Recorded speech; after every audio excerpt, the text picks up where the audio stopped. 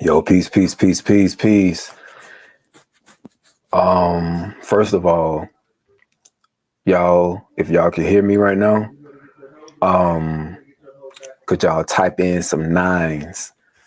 Type in some nines if you can hear my audio, and if it's clear, type in some nines.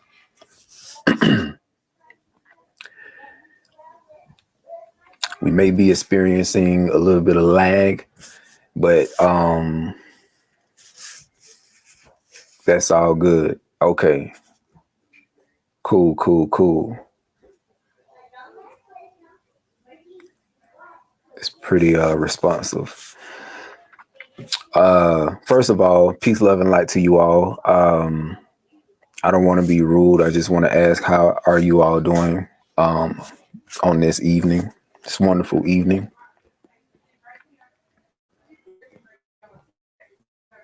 How are y'all mentally? How are y'all spiritually? Just where are y'all right now? You know, what space are y'all in?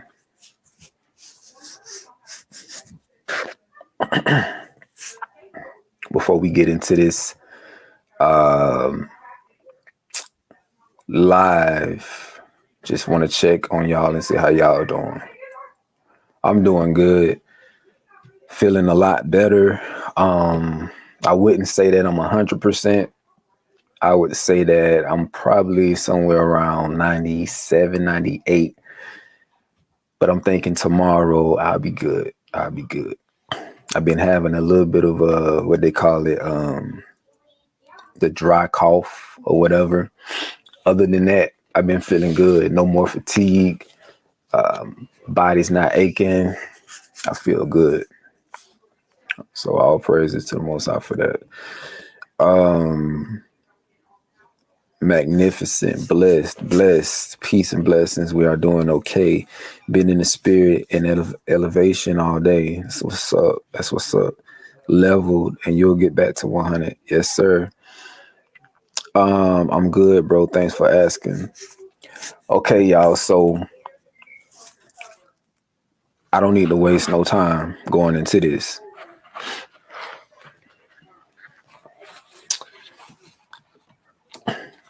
I was gonna do a separate video going over this topic, but I was just like, you know what? It's been on my spirit heavy.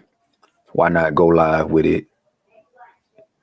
Get straight into it, right? And just to show y'all, I had it all written out anyways. But I titled it It's Happening Right Before Our Eyes, right? And I said everything from food shortages, crazy weather patterns, inflation, water shortages, the uptick in violence, disease outbreaks left and right, the collapsing of society, et cetera, et cetera, et cetera. All of it is being orchestrated. No doubt about it. None of what we're seeing right now is a natural occurrence. You dig what I'm saying? Like, everything is planned. Everything it has been strategically planned. And everything that we're seeing are just agendas unfolding, right? So I want to jump straight into it because I saw a video earlier today of this guy. I think he was doing a podcast and he was interviewing somebody, but let me share it with you real quick. 1 second. Let me pull it up here.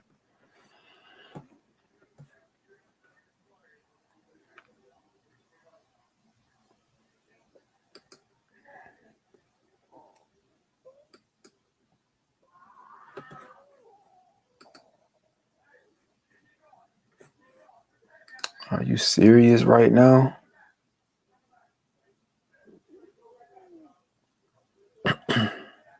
I'll give me 1 second, y'all.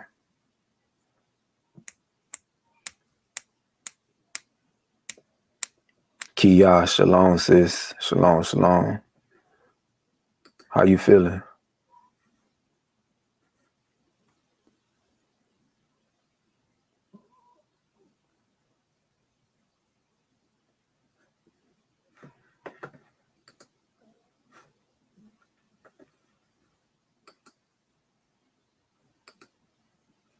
I don't know why it's doing that. Why is it doing that?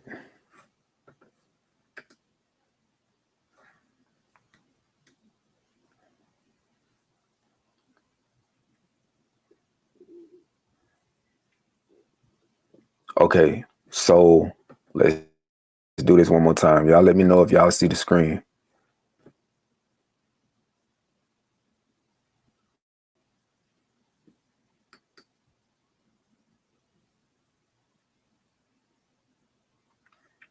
Let me know if y'all can see the screen. If y'all can see the screen, type in some 9s, and then we're gonna see if you can hear. Cause I don't know if I don't know if I had this wired up correctly.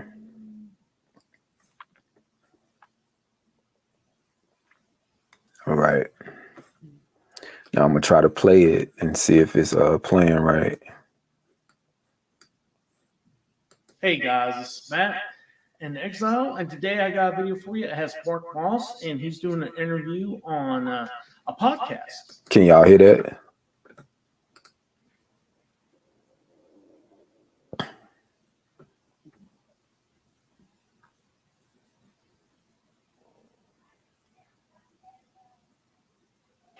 Okay, so it's coming through. Okay, so you said yes with an echo. So that means I'm trying to think, should I turn this mic off? I'm trying to figure this out, so y'all bear with me. I gotta think.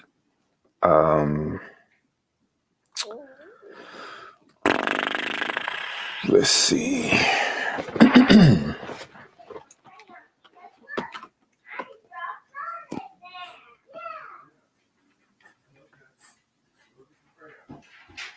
Oh, here they go.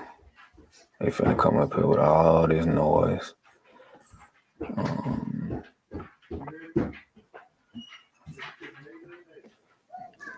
Hold on 1 second, y'all. Let me try to mute my mic real quick.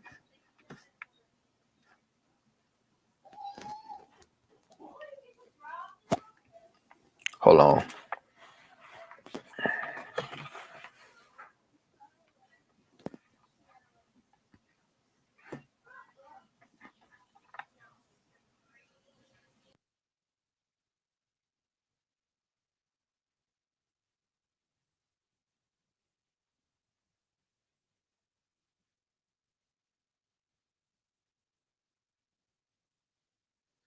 And he's talking about how the UN put an estimation of how many people are going to die due to starvation in the next 24 months, and it's almost 1 billion people. Now, guys, he has a lot more information, such as the protests that are going on throughout the world, as well as what's going on in the United States when it comes to farming. So check out the video. Don't forget, hit like and subscribe. It helps the channel grow. Peace. The UN put out when the UN titled the article, why it's good to be hungry, why being hungry is good. And they were saying we need people to be starving because there's all these jobs that have to be done that nobody would do unless they were starving. Who said that? It was an article on the UN website. Wow. And like I said, Fox had me on to talk about it. They took it down after half a day because the backlash was so insane. But per the UN, about 868 million people could starve to death in the next 24 months, almost 1 billion. So in the next 24 months? Yeah. And so at a time, Marxism, whenever Marxism has been tried in Russia in the early 1900s, about 25 million people starved to death. In Mao's Great Leap Forward, about 50 million people starved to death. Those were horrific, 50 million people. And they killed them too. We're talking about almost 1 billion now. And so at a time when we have almost 1 billion people that could be starving to death, shouldn't we be trying to get as much food as possible out? We would try to do everything we can. But in Holland, they've gone and shut down the farms. They've taken over. They're trying to take over their land, and they want to take over the farms and stop them from growing not just food, but also raising cattle and meat. And so now it's massive protests are happening in Holland at a time where we need more food. In the United States, the farmers are being paid not to plant. They're not allowed to plant on on some of their land. And they went and they petitioned the Secretary of Agriculture and said, hey, let us plant. We can get more food. And they said, no. It's not in line with our agreement for the Paris Accord, which is the environmental thing, which is what President Trump had pulled us out of. And then Biden's very first day in office, the most important thing he had to do by executive order was put us back into the Paris Accord. So we can't grow food in the United States because of, climate change. Holland can't grow food. And now the protests are happening all over the world. And it's even bigger. So like in all throughout Europe, there's an energy crisis going on. Everybody should know that by now. I've been talking about it for 2 years. And they don't have natural gas. They're dependent on Russia for natural gas. But we need natural gas in Europe to make fertilizer, and we need fertilizer to grow food. We also need natural gas to process food. Okay, what are the three things what the kitchen server said? So food, and then the next one is the energy. And next one is? And then the money. Right. And that's what Rickers is talking about. CBDC, central bank digital currencies. All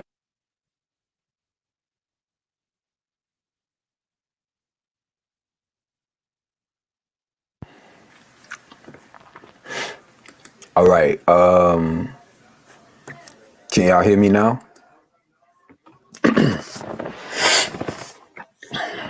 Let me know if y'all can hear me. Because we are about to go into it.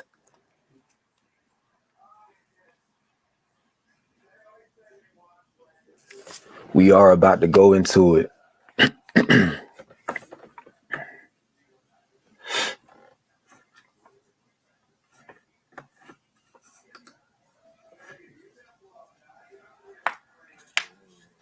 All right. So that is why I titled the video, Use the Time You Have Left very, very, very wisely. Because in all actuality, we really don't have too much time. We don't have too much time. It's ticking. It's ticking. I feel like at this point moving forward, everything we do is overtime. You did what I'm saying? I'm pretty sure you all know this by now. But from 2020 till the current date, right? Let's just say 2022, going into 2023. Almost 100 food processing plants have been destroyed, shut down, or something happened, right? 98 to be exact. It may be more, maybe a little less, but just doing a little research, I found that 98 American, and you can go behind me and fact check.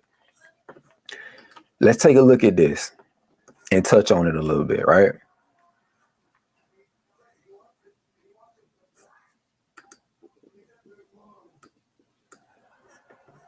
Let's take a look at something. I want to show y'all how dire this situation is. See, we're living in this world of comfortability right now. We're living in this world where it seems bright. The future seems bright. It seems, like everything is fine. Everything is okay. When it's really not. Like, I don't think people truly can, comprehend what is about to happen in the coming months. The food, yeah, that's a big issue. That's a big deal. You know what I'm saying? We talking famine. We know what the scripts say about famine. And actually, we're going to go into that. The Apocrypha, to be exact. We're going to go into that. But on top of the food, you have Mother Nature that's out of balance right now. And we know what happens with some of us who have done research and have studied. We know what happens when nature is thrown out of balance. It's not good. It's not good.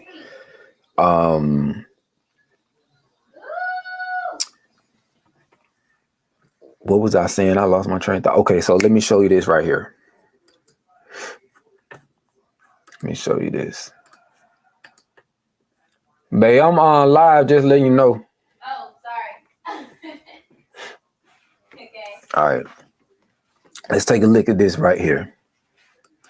I'm so serious, y'all. Like, I don't know what gear you all are in right now, but you need to kick this mud up a notch, Whatever you were planning to do, all the moves you're planning to make, listen, get on top of it and do what you got to do. Straight up. Hunker down. So 98 American food processing plants destroyed. We're not going to go through all of them, but just to show you the dates, right? 2021 is when all of it started, right? From 2021 to 2022, you got all of these food processing plants. Chickens, 1 million chickens destroyed at Egg Farm, right, in Utah, right? 300,000 chickens destroyed. What is this? 2 million chickens destroyed at farm, right? Eggland facility in Iowa kills 5.3 chickens, fires 200 plus workers. It's 1 million chickens destroyed. Turkeys, chickens, ducks, train carrying limestone, right? That's what you put into the soil to increase the pH level of the soil, lime, right? So it's like, man, it's crazy. 300 million chickens is destroyed by fire at Forsman's facility in Stockholm Township, Minnesota. They hit Minnesota hard. Let's see. Killing all the ducks, killing all the chickens, killing all the cattle. You know what I'm saying? This is the first one I seen about pork. Largest pork company in the U.S. shuts down California plant due to high costs. And it's all lies. It's BS. 10,000 head of cattle have reportedly died in a recent Kansas heat wave. That's BS as well, because if you go and look that story up, and you look at the pictures that they show you with all those cows, they look like they either were electrocuted, because cattle dying of a heat, bruh, in Oklahoma, I BS you not, this past summer,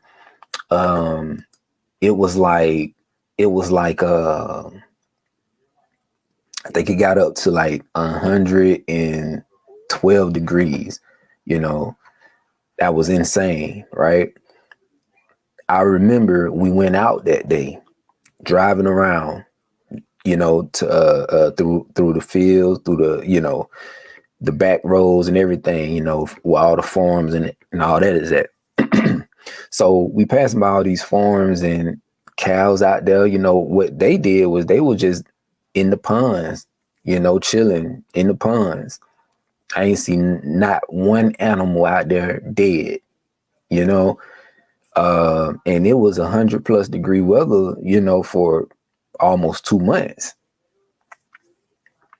So it's my theory.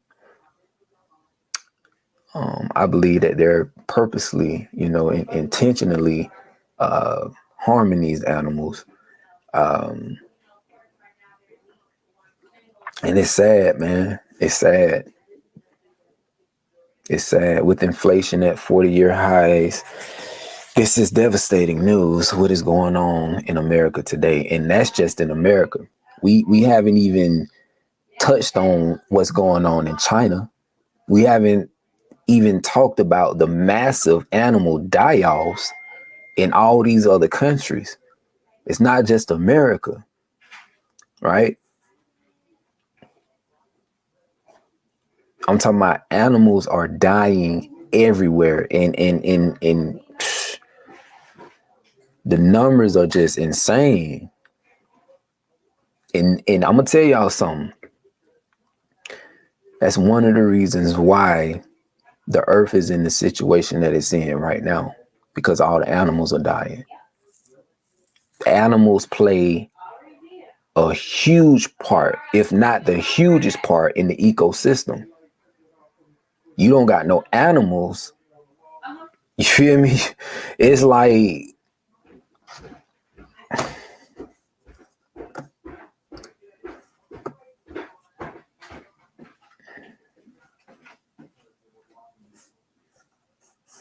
you said, can I share the link?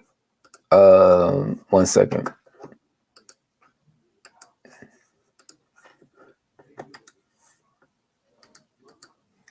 Let me put it in the comment section.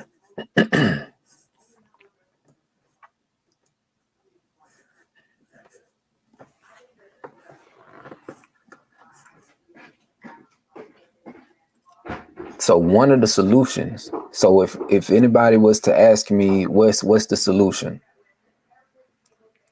to climate change, so-called climate change, I would say we need to destroy all of the animal forms. You know what I'm saying? We need to destroy all the animal forms, set all the animals free, stop harming the animals, stop eating the animals, leave the animals alone. We need to shut down all these companies. Forget shutting down. We need to destroy all of these companies that are slaughtering the animals. We need to destroy all of those companies. We need to stop deforestation. And that, for those of you who don't know, is where they go out and they cut down all the trees in the forest. You know what I'm saying? And I'm talking, when I say cut down, they be cutting down like 5 million, 6 million acres of trees. You know what I'm saying? Stop doing that. You know, it's so much that go into the pollution that they create, and there, you know, you talking greenhouse gases, you feel me, and another result of what they, you know, all the stuff they've been doing, it creates soil erosion. That's where you look at the soil and you see all them cracks and stuff. Like I'm telling y'all, like just leave shit alone. Leave it alone. And I know it's not you, it's not me that's out here doing this. You know what I'm saying? For the most part, people have a lot of respect for nature.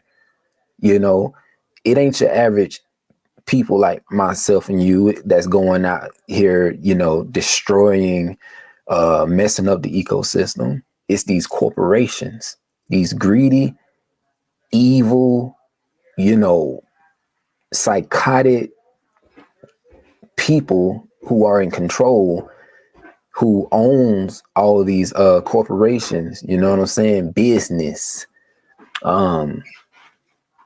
It's them. We're not, you know, spraying chemtrails every damn day, messing up the skies, the air. We're not doing that. We're not releasing oil in the oceans. We're not doing this stuff, you know. But these wicked ass people are.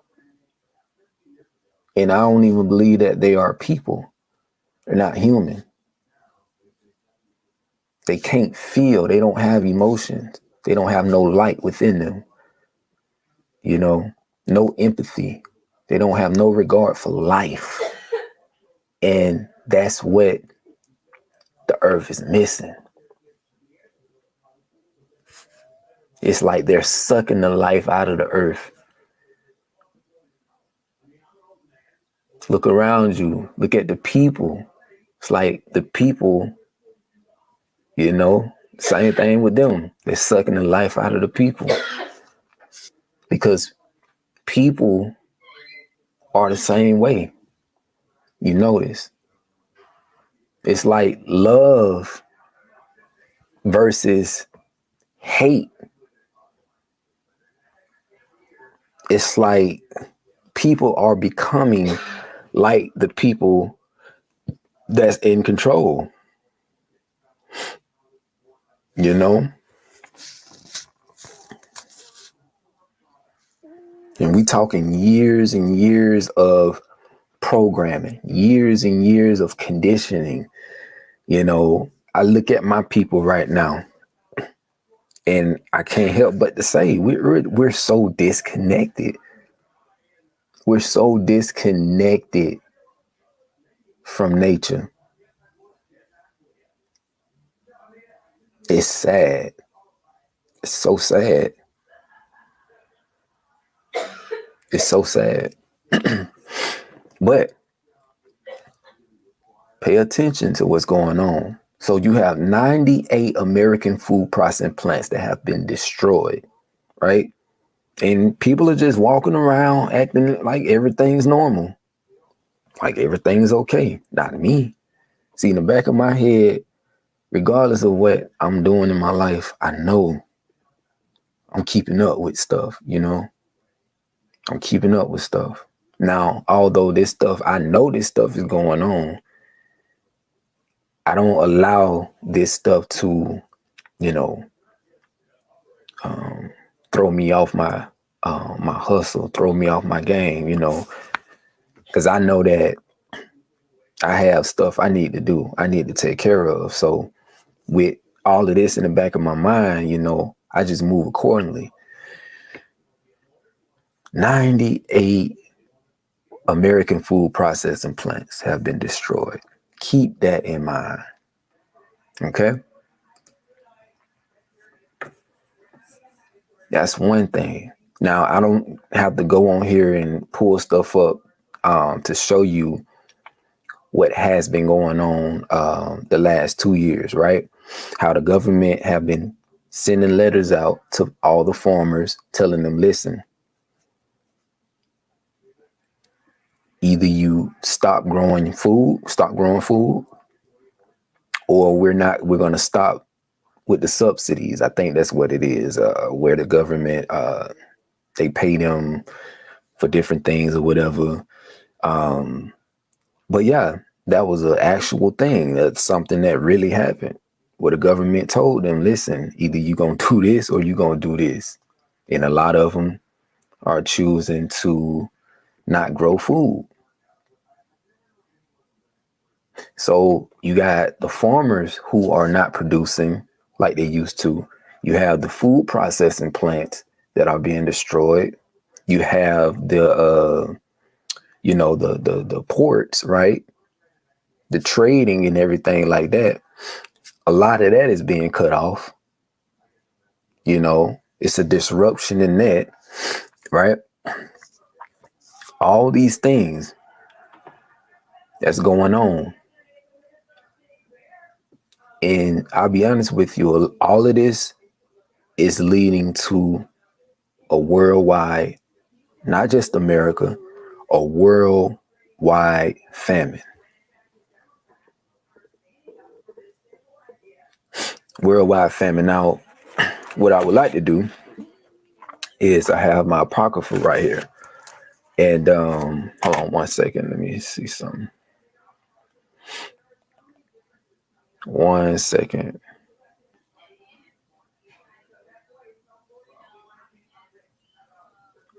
Because my battery about to go dead. I need some batteries.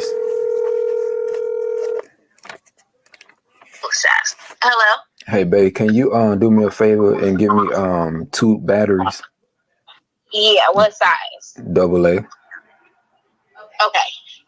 All right. All right.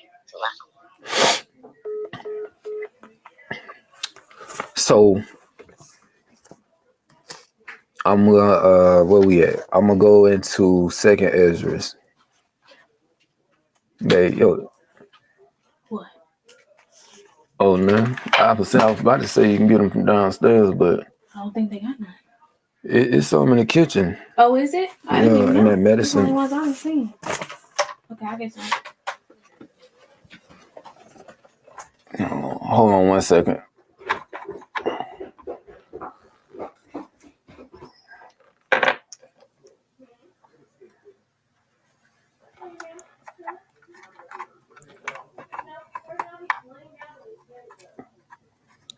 Hold on 1 second.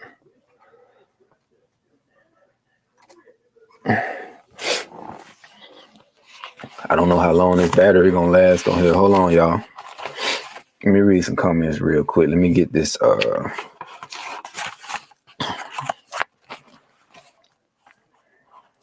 so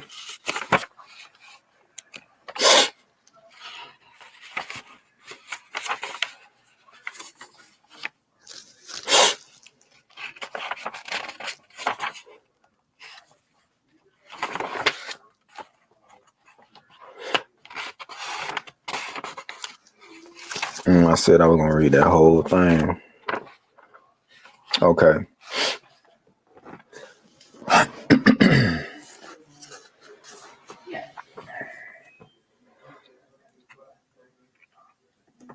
Give me 1 second. Let's see.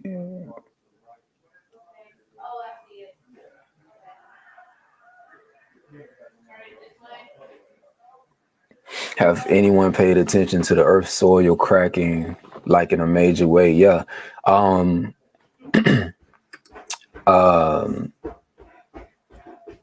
It's crazy that you say that. Batteries. Will those work, or you need some new ones? Where did you I don't see? know. Where did you see They the ones downstairs? they right there with the where they got all the medicine that is like right there on the left end. Okay. You know which shelf? Yeah, the shelf like right there. The middle shelf or the top or bottom? It should be the up under the top shelf. Okay.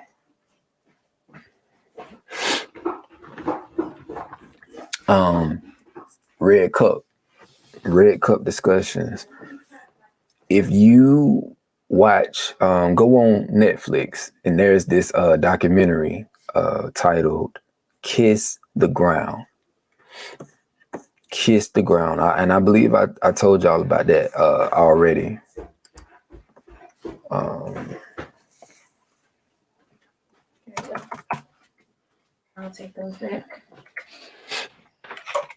Appreciate it. We'll just go out and buy some more. Hold on 1 second, y'all. Let's see. Put it down. I'm doing coloring. Huh? They coloring downstairs. Yeah. She reading a book.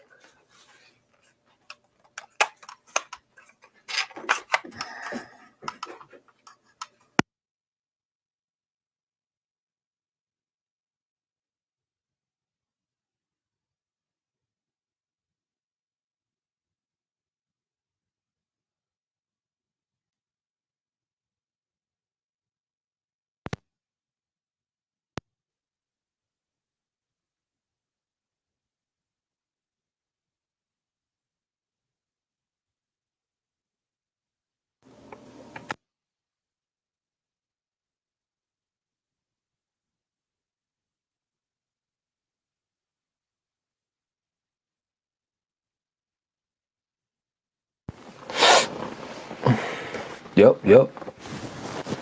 Mic check, mic check. Mic check, mic check. All right, so we back in the game. Hold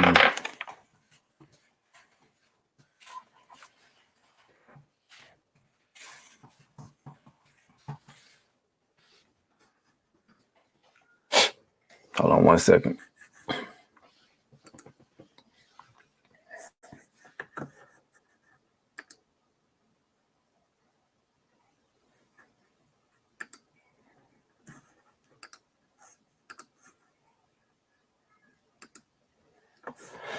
So if y'all get a chance,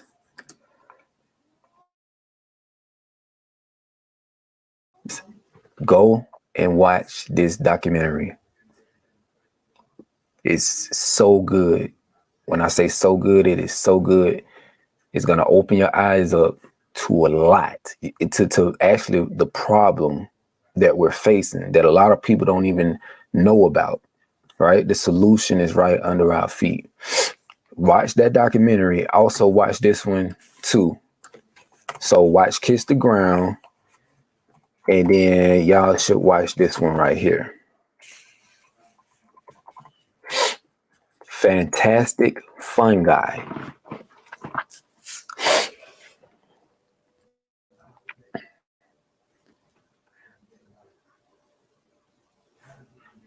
Go watch this one. Fantastic Fungi.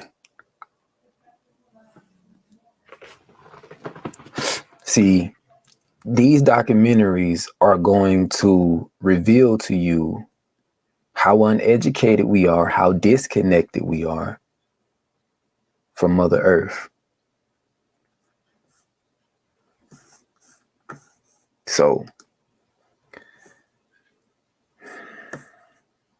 I'm just saying.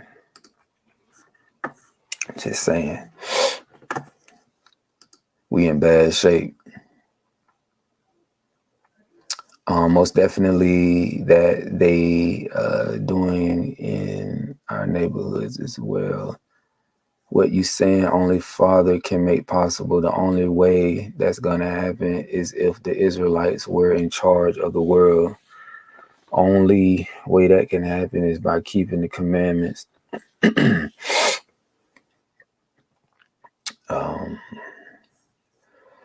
Well, our people had opportunity after opportunity after opportunity, and we failed. So when the people, the salt of the earth, the preservers of the earth can't get their ish together, then that's even messed up situation. Period. I love nature, and rivers are drying up across the earth too. Oh yeah, speaking of rivers, Lake Mead. Matter of fact, let's take a look at this. Let's take a look at this. Since we're talking about water, right? Water crisis, the water crisis. I'm sorry.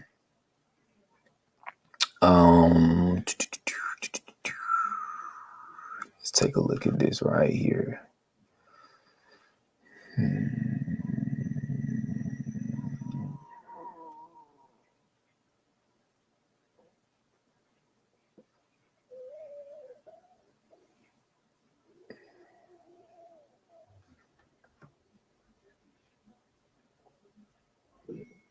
Dang, bro, where is it? Where is it? Let's see. Love album. Why hook up? Why later? What is it doing?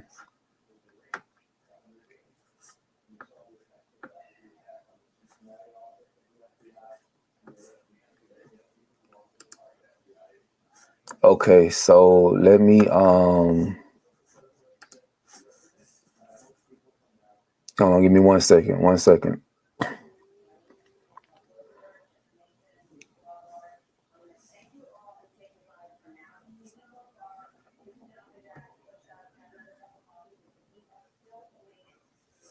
We got so much to catch up on. Cali in a drought right now. Yeah, the whole West Coast. Listen, I say by March or next summer, Cali and all the states over there in the West, when it comes to water, it's a dire situation. And listen, it's gonna be water wars. It's gonna be a civil war, man. People gonna be going crazy over the water now. You need water. You can go a time without food, but you need water. All right, so if y'all can see the screen, Western mega drought shrinks the Colorado River, bringing the multi-state consequences. Right, so This is it's gonna only continue. Hold on 1 second. Look at that, man. It's crazy. Hold on 1 second. Let me turn this mic off.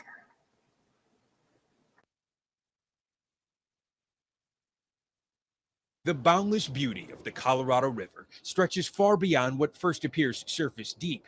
It's a 1,400-mile life-sustaining artery, pumping fresh water into the heart of the American West's ecology. And for us humans, it serves as a critical hydropower highway, streaming power generated at Lake Powell all the way to Lake Mead, the nation's largest reservoir, where excess water is banked in a system that supplies 40 million people in 7 states out west. But that power is shrinking. The Colorado River is about 20% smaller than it was just 20 years ago. St. John Eberly studies the Colorado for the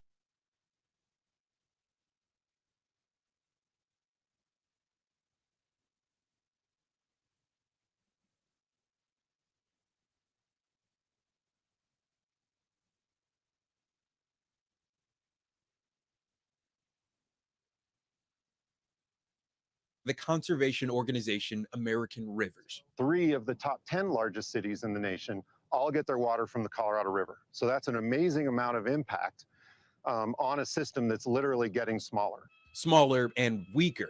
Heavy demand from the Southwest's exploding population, combined with rapid climate change in the heat of a decades-long mega drought, have plummeted water levels at the 2 lakes that feed the river. And just to give you a sense of the scope of this crisis, you go back before the drought, and where I'm standing right now, I'd be about 40 feet underwater. Right now, both Lake Powell and Lake Mead are nearly 3/4 empty and projected to continue dropping. So where exactly are we, Bob? So right now we're on top of the dam, top of Glen Canyon Dam. If we look off to our left is Lake Powell, and off to our right is the Colorado River. We were given exclusive access to the Glen Canyon Dam, where water from the lake is released through 8 massive turbines. This is the goose that lays the golden egg for the Southwest, generating enough power to electrify millions of homes, businesses, farms, and more than 50 Native American tribes. How much power are we generating right now? Right now, we're probably around 400 megawatts. The ability to produce power is going down as the reservoir is going down. Power manager Bob Martin says the water level at the dam is just 45 feet from dropping below hydropower generation. So critical that for the first time in the dam's history, it's reducing the amount of water released into the Colorado River. Does it feel like you're in a threat zone? It does. We're 22 years into this drought. Nobody ever expected we'd be here this long. We need to start making operational changes. The crisis has led to historic water rationing measures. We really need to reduce the amount of water we're taking out of the Colorado River by, something like 20% for the long term. Earlier this year, the federal government set a deadline for the 7 basin states that surround the river to come up with a voluntary plan to reduce water use. What keeps me up at night is that that the states will decide to fight rather than come together and be a unified voice for the entire basin. This month, that nightmare came to life. Instead of working together to solve the problem, the states bickered over dwindling resources, forcing the Bureau of Reclamation to declare a Tier 2 emergency shortage, mandating historic water rationing. Starting in January, Arizona will lose 21% of its yearly allocation from the river. Nevada loses 8%, Mexico 7%. What is at stake if we don't do that is 40 million people's water availability, a $1.4 trillion economy that is based on the Colorado River. All of that is at risk. And that's an enormous risk to the country, to the world.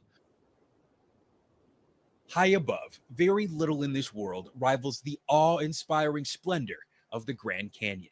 I feel here a sense of the divine, that this place is not an accident. Park Superintendent Ed Keeble says one of the few things more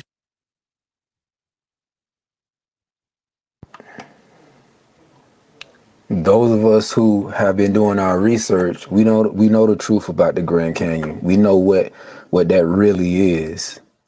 We know about the history that was covered up, erased. We know. But yeah, I'm not gonna play the whole video, but yeah, y'all get it, man. more stunning than its vast beauty is the looming threat to the ecology. Y'all get it. Y'all see it. It's gonna be a mega drought with water.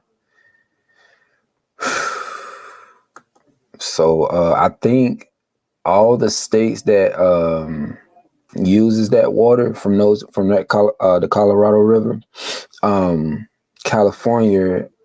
I said California. California has like rights over all the other states. So I think California would probably be the last state that go without it or whatever. If anything, it'll be all the other states and then California. But who knows? Who knows? I mean, all of the West Coast is drying up, and the government they have technology. They have the technology to make it rain, or to produce rain. They can. They got what they call cloud seeding, but they don't want to use it. They don't want to do it because we know that this is all a plan. And if the water levels get too low, then there ain't gonna be no electricity for those 40 million people.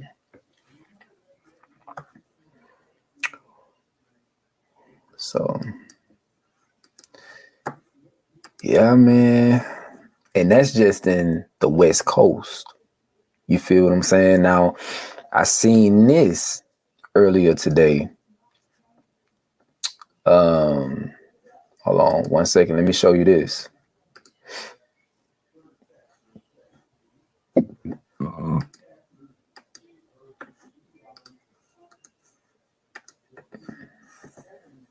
Check this out. The developing and dire situation in Mississippi. The state's capital, Jackson, now without reliable drinking water after pumps at the main water treatment facility failed. Some 180,000 residents have little or no water pressure in their homes. Mississippi's governor declaring a water emergency. Until it is fixed, it means we do not have reliable running water at scale. It means the city cannot produce enough water to fight fires, to reliably flush toilets, and to meet other critical needs. Now, the city of Jackson has battled water issues for years. Let's begin with CNN's Isabel Rosales, who is live in Jackson this morning with our top story. Isabel, good morning. Good morning to you, Erica. This is certainly an emergency. The governor there telling the people of Jackson not to drink the water, saying that the water and sewer is on the brink of collapse for 250,000 people. Now, the governor was alerted last week that pumps at one of the city's 2 water treatment plants were damaged. Then came all that record rainfall and the flooding of the Pearl River, and that was the straw that broke the camel's back. This has resulted in water not being safe to drink and little to no water pressure for many of the people here in Jackson, meaning that they can't flush their toilets, they can't take showers. The impacts are just on and on and on. Businesses have had to shut down. They just cannot operate like this. The fire department has found fire hydrants that have dried up. Schools here in Jackson have switched to remote learning for the immediate future. And this is just, Erica, so incredibly frustrating for the people of Jackson who have faced water issues for many years. Most lately, they face a boil water notice that has been in effect for about a month now. So as you can imagine, shoppers, they're running to grocery stores, to gas stations, to places like this Kroger, trying to get their hands on bottled water. They don't know how long the situation will last. The manager here tells me that they're limiting cases to 5 per people to make sure that enough customers will get their hands on the water. Listen to what the people of Jackson are facing here. After work, I get off late and you come in the store and it's empty. It's really hard, especially when I work at a food restaurant, and we're closing soon. And I want you to take a look at the timeline here of all the water issues the people of Jackson have faced. The mayor is blaming staffing shortages and deferred maintenance on their aging infrastructure, their aging water infrastructure. There is no timeline for when this plant will be back at 100%. The mayor and the governor declaring state of emergencies over this water issue. 4,500 National Guard members have been activated to help distribute water. Erica. Isabel Rosales live in Jackson for us this morning. Thank you. Also with us, the mayor of Jackson, Chokwe Antar Lumumba. Mr. Mayor, it's good to have you with us this morning.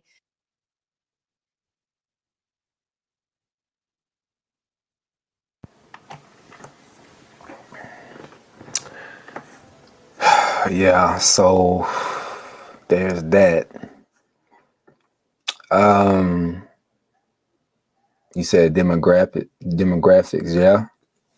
The crime is real bad in Jackson. It's almost worse than Chicago. Wow. Yeah, yeah, man. It's crazy. So much is happening. So much is happening. So I'm in the Apocrypha, right? Let's get into a couple scriptures. Hold on one second. Hold on one second.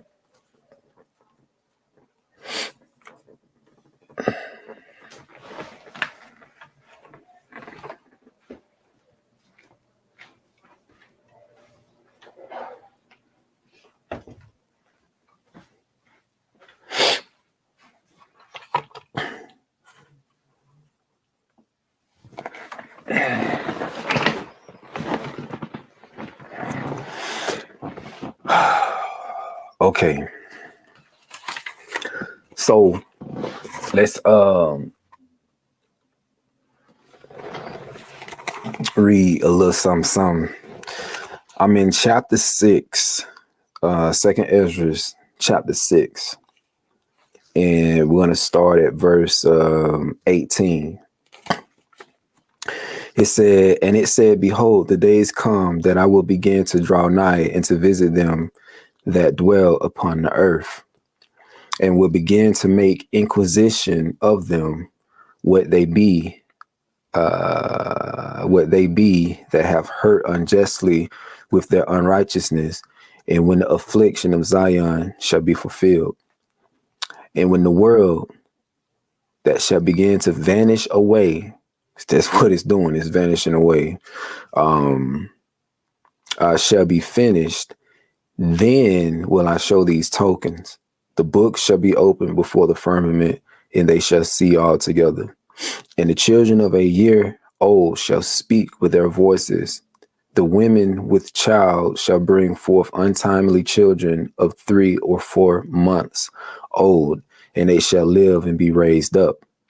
And suddenly shall the sown places appear unsown. The full storehouses shall suddenly be found empty. All right, so that's key. Because in the coming months, a lot of these stores, your mom and pop stores, you feel me? All these stores are gonna be empty. They full right now, but trust me, all of this is short lived. Like it's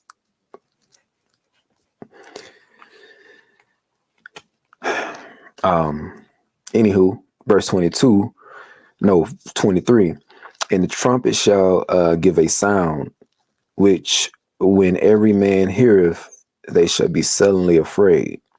And at that time shall friends fight one against another like enemies, and the earth shall stand in fear with those that dwell therein. The springs of the fountains shall stand still. In 3 hours they shall not run. Whosoever remaineth from all these that I have told you shall escape and see my salvation in the end of your world. And the men that are received shall see it, who have not tasted death from their birth. And the heart of the inhabitants shall be changed and turned into another meaning. For evil shall be put out and deceit shall be quenched.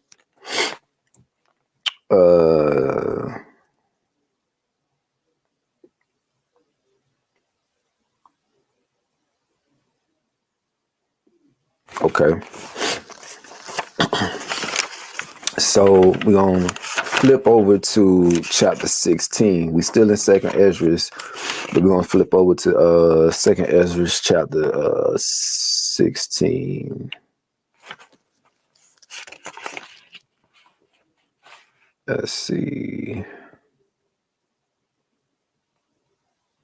All these, man, like even chapter 15, for real, for real. Verse 17 in chapter 15 say, a man shall desire to go into a city and shall not be able, For because of their pride, the city shall be troubled, the houses shall be destroyed, and men shall be afraid. A man shall have no pity upon his neighbor, but shall destroy their houses with the sword and spoil their goods because of the lack of bread, lack of food, and for great tribulation. Lack of food, lack of bread, man. So I can only imagine, like in the cities, you know, people are just going to be going from house to house, you know, seeing what they can find. And you got to think about it. When that time comes, people have families. So as a man, I already know what it's like to see the look of like, you know, on your children's face, them suffering, them uncomfortable, you know, them hungry. I know that look. And like I said, when that time come, a lot of people are going to see that look on their children's face. And that person may have, you know, in their life, never been a bad person, you know, but a lot of people in their mind going to be doing what they got to do to put food on their tables, you know, and they're not going to have regard for the next person's life. They're not going to, it's going to get that bad, that bad. People are going to be harming each other. It's just going to be crazy. People are going to be clicking up, getting into groups, you know, going around terrorizing people, killing people, all type of stuff.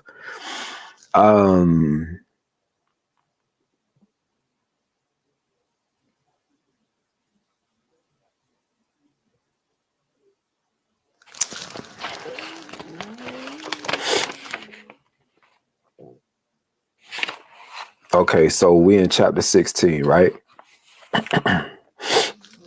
Chapter 16. We're going to start at verse 18. The beginning of sorrows and great mournings, the beginning of famine and great death, the beginning of wars, and the powers shall stand in fear. The beginning of evils. What shall I do when these evils come? Behold, famine and plague, tribulation and anguish are sent as scourges for a minute. But for all these things, they shall not turn from their wickedness, nor be always mindful of the scourges. Behold, victuals shall be made, victuals shall be so good cheap upon the earth that they shall think themselves to be in good case. And even then shall evils grow upon earth, sword, famine, and great confusion. And that's where we're at. We're at right now. Confusion is on 100. You feel me? People don't know left, right, up, down. I feel like social media has become the devil's playground. Somebody came to me the other day and was like, TikTok is like the new school or something. They said it was some crazy. They said, like, they were like, you know, they were saying something about TikTok, and I was like, is that where everybody get their information from now? TikTok? They was like, yeah. I said, man, people don't read no more. People don't, you feel me? Like the confusion is just all the way up there. So where it talks about with sword and famine, the famine is already here. It's just, you know, it's a lot of deception out there, but the famine is already here, you know. And some of us, those who have eyes to see, we see it.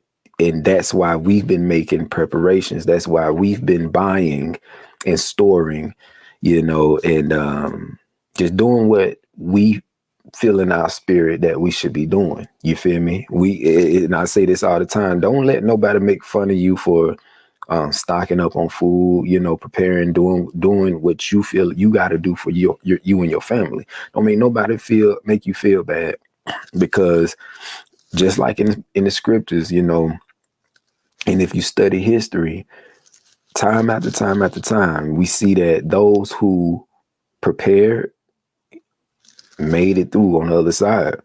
You know what I'm saying? You take people like Noah, you take people like Joseph. Joseph, especially if we're talking about famine, you know, interpreting that dream or whatever, 7 years of abundance and then 7 years of famine following that. So Joseph, hey, got with the Pharaoh, listen, this is what we need to do. Boom, boom, boom, boom. You feel me? Let's go out here and let's stock up on the food so that we'll be straight when this famine hit. And I would tell everybody to do the same thing. You feel me? Do the same thing. To hell with you know, with everybody else and what they talking about. They gonna try to make funny. Oh, you think storing up food is gonna save you? And it's mainly the people in the Hebrew Israelite community. Oh, you think doing that is gonna save you? You think that be talking all that roo-rah, be the main ones not prepared. You know what I'm saying? And hey, when that time comes, don't come hollering at me. And y'all, can you help me, brother? Nope. So verse 22 says, for many of them that dwell upon earth shall perish of famine, and the other that shall escape the hunger shall the sword destroy.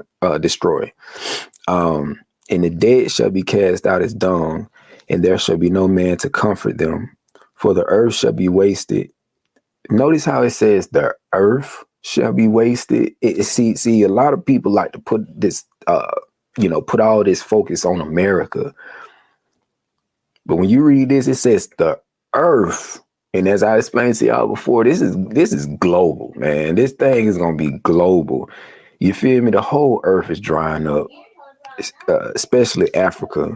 You look. I don't know if the app is the map, the pictures that they show on the map. I don't know how accurate that is or whatever. But if it's accurate, listen, the west coast of America is drying up. What did I see in Africa? The top part of Africa is drying up. The bottom part of Africa is dried up. The middle of Africa is the only green, really, and then Madagascar, whatever, it's green still. But even while we're talking about Africa, a lot of people, you know, they'll write me and say, brother, you need to move to Africa, right? And I be hearing everybody out. They be like, you need to move to Africa, right?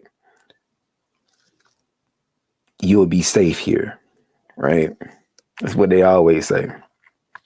My thing, here's my thing with that, right? China owns a lot of Africa. The British owns a lot of Africa. European, you know what I'm saying? There's a lot of European countries that got their hands all over Africa. I was doing some research the other day.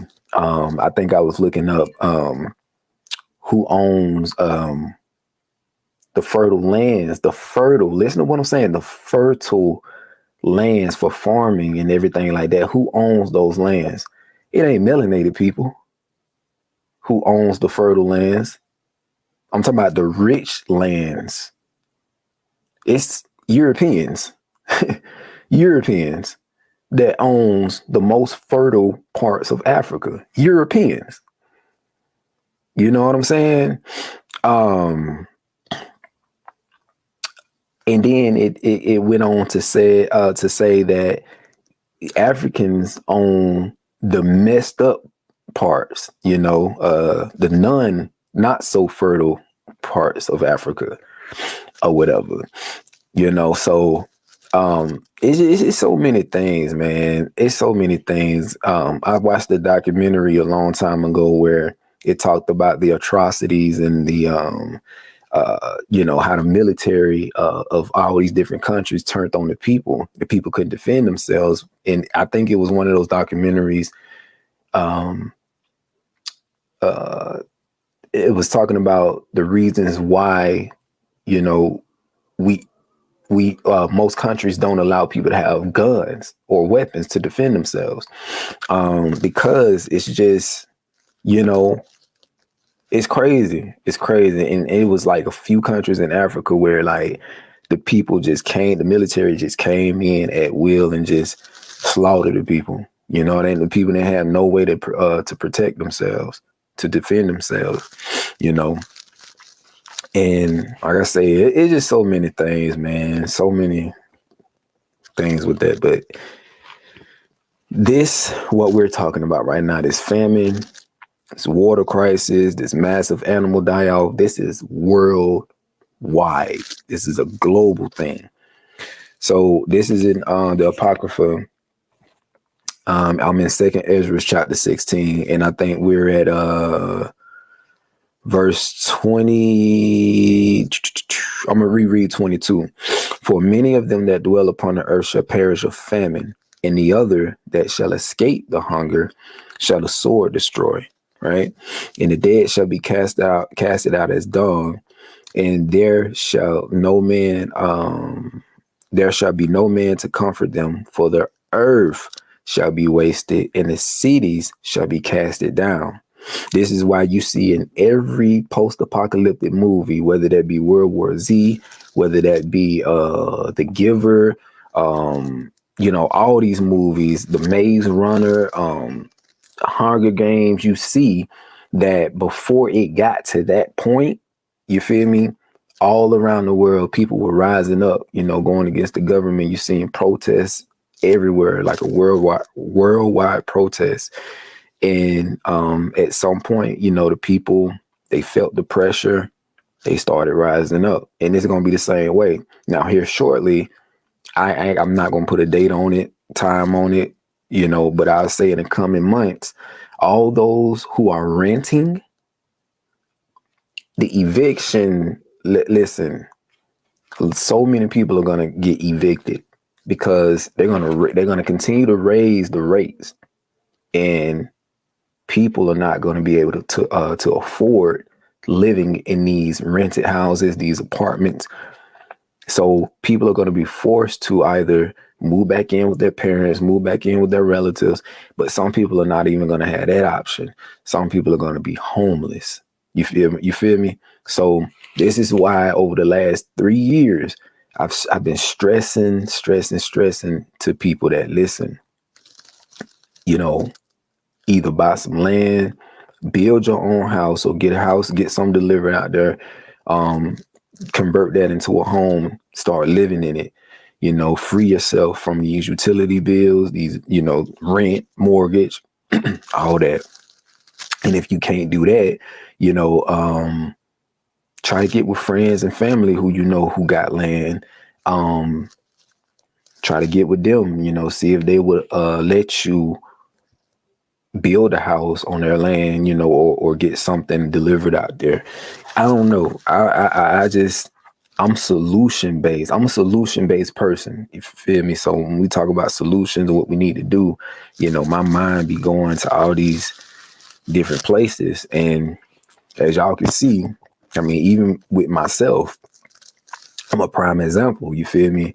I made plans to remove myself out of the cities and to go into the woods, you know, flee into the mountains, flee into the wilderness, go into hiding. And I built my own thing, you know, so I don't have to worry about that, you know, because I knew at some point in time that, you know, the day would come that I would want to stop working, or, you know, and just start participating in this rat race, and to just go out and live in the woods with no worries. You know what I'm saying? And like I say, you know,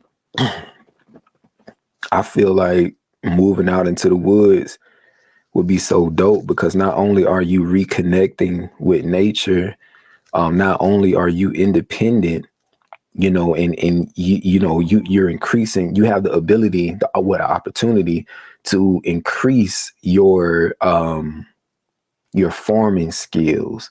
You have the opportunity to increase, skills with anything else, your knowledge on electricity, how to generate it, your knowledge on how to work with nature, not against nature, how to use the wood and repurpose things, you know what I'm saying, how to build, how to do all that, how to, even when it comes to training your mind, spiritually, mentally, physically, just strengthening yourself in all those areas, and to prepare you for when that time come where you have to become a pilgrim again, but just getting out of the way so that you can train and prepare, and get right, because I'm telling you, so many people are going to be operating out of fear when that time come. Fear alone is what's gonna prevent people from moving how they need to move. Do you feel what I'm saying? Like, I can go deep into that, but fear is what's going to hold a lot of people back. It's gonna limit people, because they're going to be so afraid of the unknown, just so afraid to move around at night. You feel what I'm saying? So, like, for an example, before we moved out there, I really didn't want to like at nighttime, it's pitch black out there. You cannot see nothing. If you don't have no lights, no motion sensor lights or anything, you won't be able to see nothing. If the only time that there's like a little bit of vision is when there's a full moon. It's beautiful out there, when the moon is full. But when you can't see that moon, listen, when we first moved out there, and before we moved out there, because we spent the night out there a few times, and I'm telling you, like, I was the type, I didn't want to walk around out there, you feel me, or do anything. I made sure that, like, before the sun went down, we got everything we needed. That way I wouldn't have to go out there. But the Most High showed me different. That was a fear or a phobia that I had to eventually get over, because, I'm just put it like this. I'm at the point, I'm so comfortable with moving around out there at nighttime. I go out there, man, and I be outside while it be pitch black, animals everywhere, raccoons everywhere. I be chasing the raccoons. I be, you know what I'm saying? I be out there without a worry, without a care. I don't care about no animal. I don't care about none of that. I don't care about the darkness. You feel me? But I just be out there. And that's what I'm saying. When you actually go out into the wilderness, you become accustomed. You know what I'm saying? Like, you just get used to it. And you be like, I was scared of this. Like, it's crazy. You just got to be out there, man. But anyway, let me continue reading. So, where am I at? Okay, verse 24, it says, there shall be no man left to till the earth. Notice it didn't say just America or the West or whatever. It said the earth. There shall be no man left to till the earth and to sow it. The trees shall give fruit, and who shall gather them? The grapes shall ripen, and who shall tread them? For all places shall be desolate of men, all places. So that one man shall desire to see another and to hear his voice. Listen, that line right there is so cold, because every post-apocalyptic movie you watch is that. You know what I'm saying? That's what you see. Like, if you look at what's the movie Denzel Washington played in?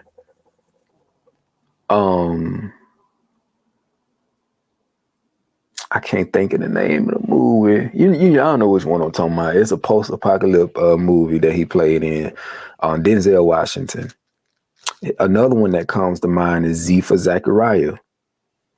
That's a good movie. Um, Eli, Book of Eli. There you go. Thank y'all.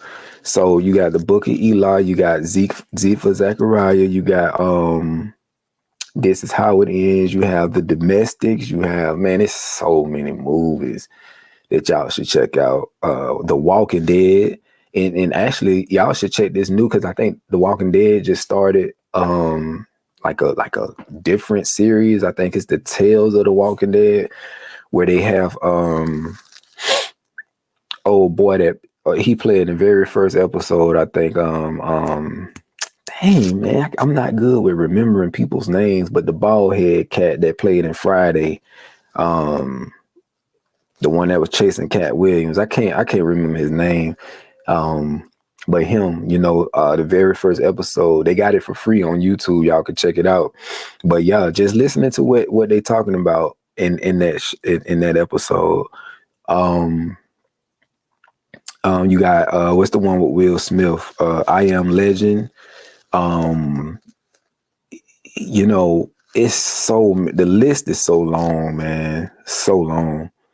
But yeah, what we're reading right here, you see it in the movies all the time, but it's about to be real life. Like within the next 2 years, we're gonna see all of this right here play out within the next 2 years. And I say next 2 years because my wife tell me this all the time. She was like, well, what if this winter come and don't nothing happen? We were saying that last year that something was gonna happen in the winter time. Boom, boom, boom. I said, we have signs. We have signs now. Like things are happening. Like things have accelerated. Like last year or the year before last, you have 98 food processing plants destroyed. You didn't have farms who wasn't producing food. You didn't, you know what I'm saying? We didn't have things to go off of, really. We knew it was coming, we just didn't know when. But now all of this stuff is, you know what I'm saying, it's happening. So the reason I say within these next 2 years is because, man, I'm telling you, like next year's harvest, it ain't gonna be none, because there ain't no food wasn't being produced this year. You know what I'm saying? All the food that we got right now was probably food that was being, that was produced last year, this year. But going into next year, that's when people really gonna start seeing all this stuff happen. I'm telling you. So that's why I say we still got a little time left. And I'm not gonna be the one to say that you're out of time. You're out of time. No, you're out of time. I'm not gonna do that. You still have time. You still have time. All I'm saying is be wise. The time that you do have left, be wise. Use it wisely. You know what I'm saying? Time waits on no man. So stop playing around with your money. Start using whatever money that you have. Start investing into things that's gonna help sustain you. You know what I'm saying? Through these hard times. And trust me, the Most High see what's going on. If you don't try, why would the Most High try? That's how I look at it. I feel like if you trying your hardest, you feel me, and you really trying to put yourself in a position to where like you'll have some food and stuff like that, the Most High is gonna, do his part.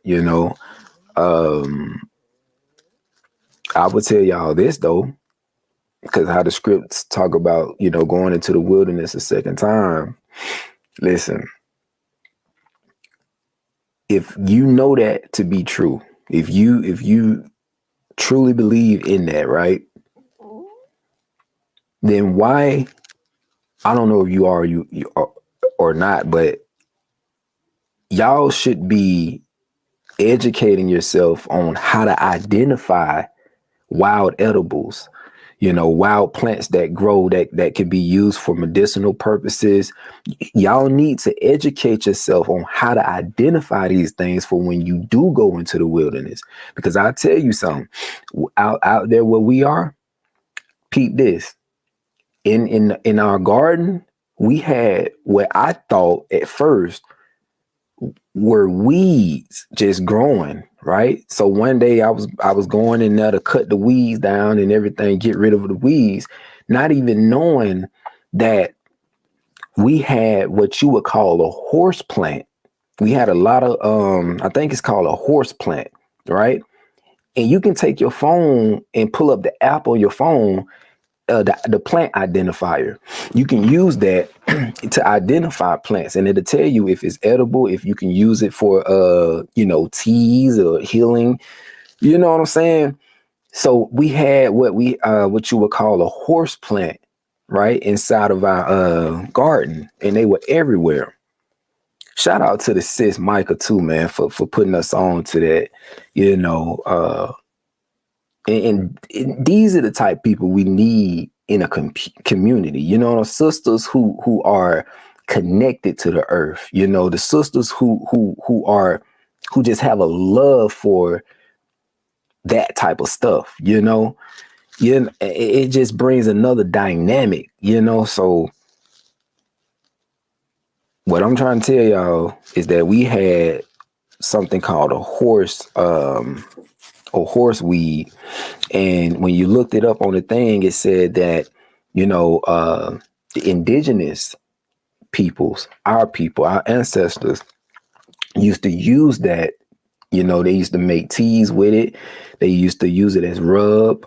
And also you can eat it just like it is, And I didn't even know. I was blown away. But that opened my eyes to just how important it is for us to be connected, man.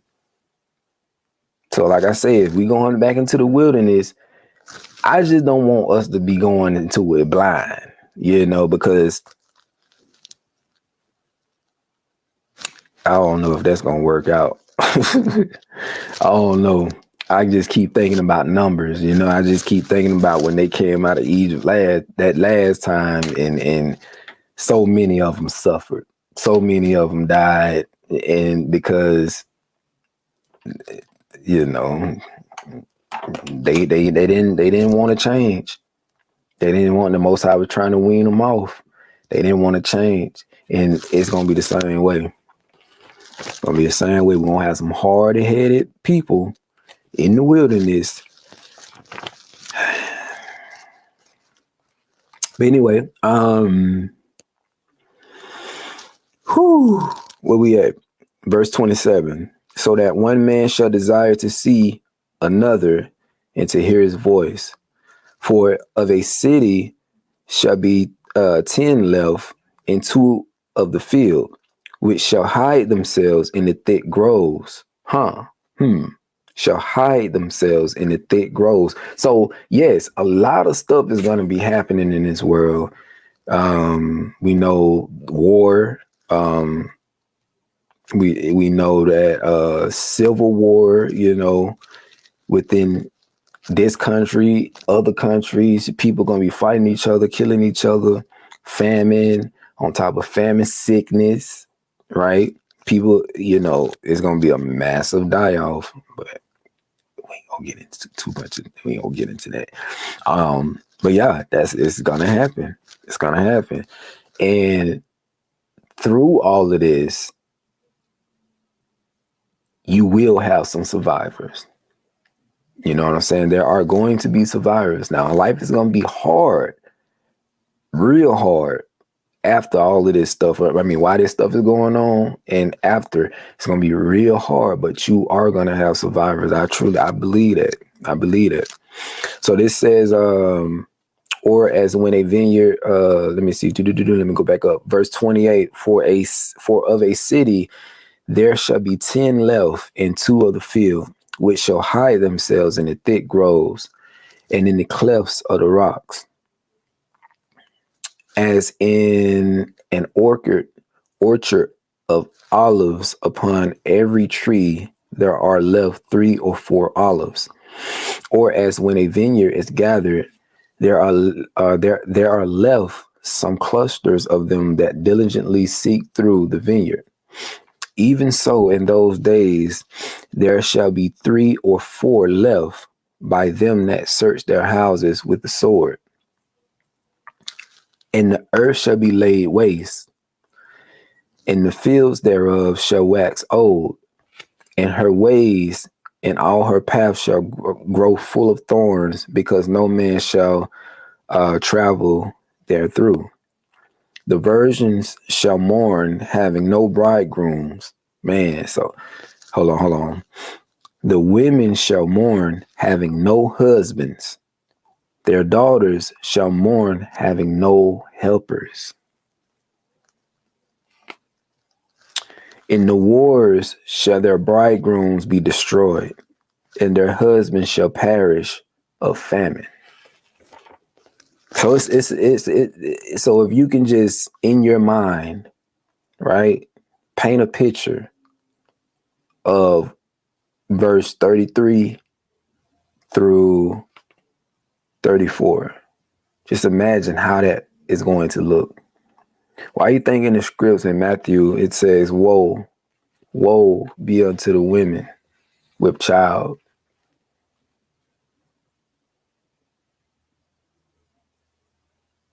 These are the things I be thinking about. And see, it's unfortunate. Like, I mean, when I speak on this, brother, I'm speaking on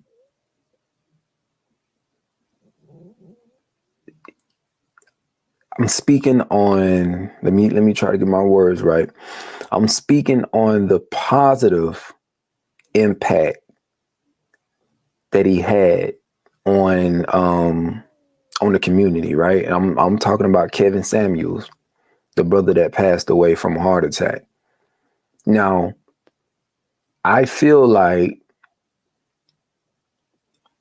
what he did was amazing. Now, if you can look past all of the aggression, I guess you could say the aggressiveness, the passiveness, the not passiveness, the you know, the way he talked to certain women. If you can look past all that and truly look at what he was trying to do, and basically just hold women accountable, you know, hold them accountable. I feel like we needed more. We needed that. And just watching a lot of those episodes, I kept saying to myself, bro, like, I feel like I would be perfect. I would be perfect to do something like that, because yes, my approach would be different than his. I would still be real and raw with it, but I would be respectful at the same time. You know, I wouldn't, you know, call a female out of name. I wouldn't say you fat, you know what I'm saying, or you, whatever. I wouldn't do that. But all the realness and the rawness, yeah. And then all of the game plan and stuff that women do, you know, try to manipulate the situation and make everything about them and everything. Nah, we not about to play them games. You feel what I'm saying? Like, I think what he was doing was good, man. And I felt like it was helping a lot of women. I feel like a lot of women need somebody to just stop them in their tracks and like, listen, bro, nah, the way you going about moving in life, that ain't it. Like, look at what you're doing. You talk about how you want this type of man, you want this type of lifestyle, but you ain't even moving like that. You ain't even, you know what I'm saying? Like, your spirit ain't even right. Like, you, come on. You want to be like your grandmother, you know, your grandmother. I mean, whatever they were doing back then, it must have been something right, because the family structure was strong. You know what I'm saying? But these modern women, they got life messed up. They got life messed up, man. And that's why a lot of them can't keep a man. That's why a lot of them don't even have a man. And that's why when we read this right here, that's just what I think about. Our women need to get they together. All these emotions. See, and listen, I'm the type of person, because I help people, elevate in those areas. And we need healing, man. We need healing. We need healing as a whole nation, as a whole people. You feel me? Because that trauma just then messed us up, man. Like the stuff we went through in our life. A lot of us just for some reason just cannot bounce back. We cannot shake it. And crazy thing is, a lot of us refuse to acknowledge it. We refuse to face these things that that are living within us. That we bury deep within our subconscious mind. We're scared to visit those things, and see. It's sad how you have religion, and if you don't want to look at it as a religion, I'm saying, let's just say the Hebrew Israelite community. It's sad how you got all these people running around talking about they in the truth, but these people are still suffering. You know what I'm saying? You've been in the so-called truth for like 5, 10, 6, 7, 8, 9, however many years, but you still suffering. You keeping all the laws. You know what I'm saying? You got all your fringes on. You dripped up head to toe. Outside, you look good. Inwardly, you struggling. Inwardly, you got all this muck, this mud. You feel me? All this. That's an issue. That's a problem. That's a problem, and that's something that I've been trying to point out for years. Why is that? Because people are not truly healing. See,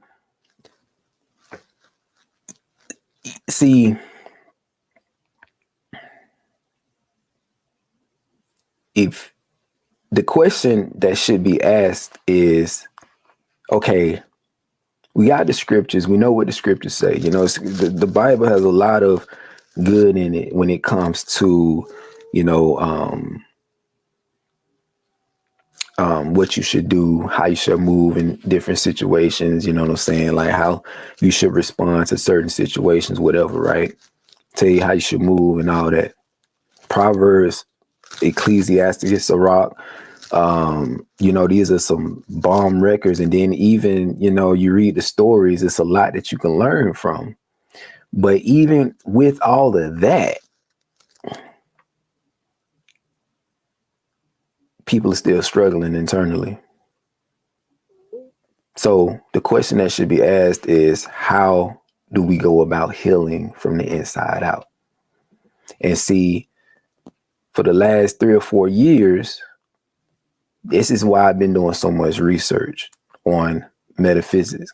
Everything metaphysical, meaning all things internally, inwardly, right? Focusing on the spiritual man, all right, as opposed to this flesh, because everything is within. So we've been taught, programmed, conditioned to not go within. In the churches, if somebody's dealing with something, we don't have it, they don't have a structure in place where,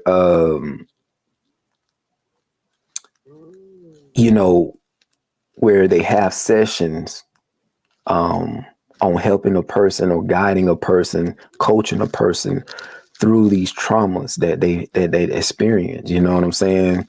And I'm talking about real spiritual inner work.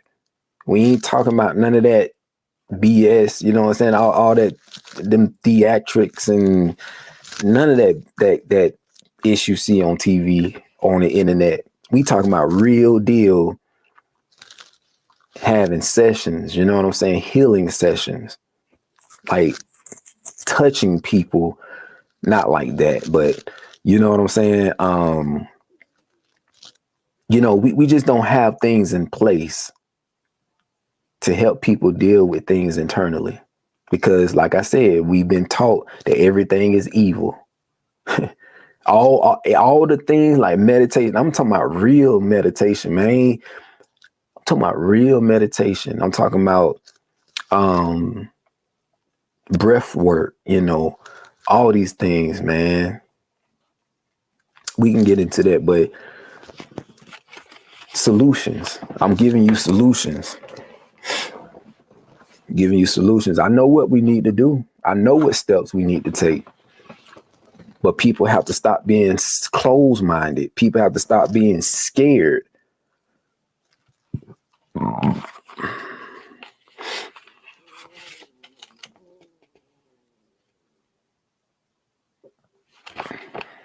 You got the priests, you got the elders, you got, you know what I'm saying, these leaders over these camps in these churches telling the people, preventing the people from going within.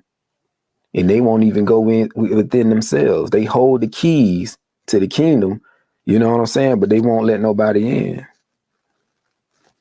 So I got that from Yahshua though when he was talking to the Pharisees. But it's a real thing though. It's a real thing. Yahshua was trying to teach the people to go within, telling them people, listen, what you see me doing, you can do that too. I'm here to empower you. See, they got y'all enslaved. They got y'all enslaved. They got y'all, see, the very things that will empower you have been demonized by your camps, your churches, you know what I'm saying? Your spiritual leaders. The very same things that will free you, liberate you spiritually, that will build you up, have been demonized.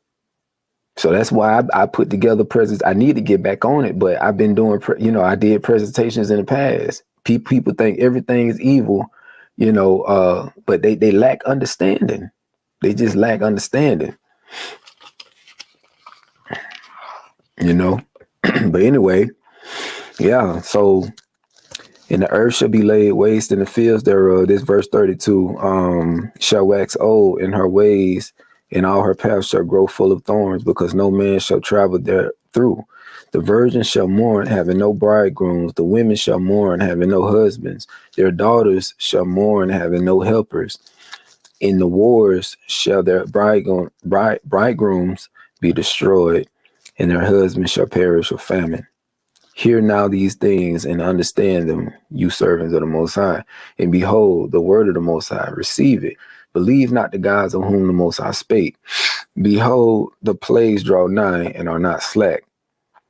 And when a woman with child in the 9th month bringeth forth her son, within 2 or 3 hours of her birth, great pains compass her womb, which pains, when the child cometh forth, they slack not a moment. Even so shall not the plagues be slack to come upon the earth, and the world shall mourn, and sorrow shall come upon it on every side. O my people, hear my word. Make you ready to the battle, and in those evils be even as pilgrims upon the earth. So,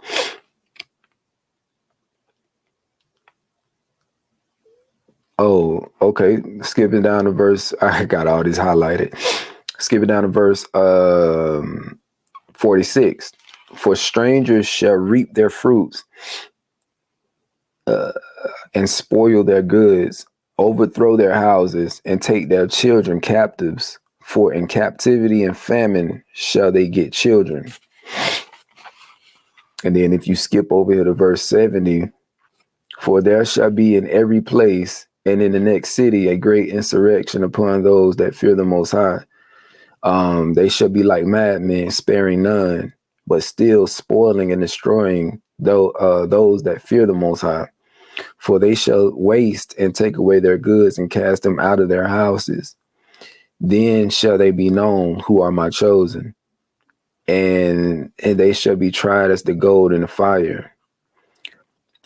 Hear, O you, my beloved, saith the Most High, behold, the days of trouble are at hand, but I will deliver you from the same. Be you not afraid, neither doubt.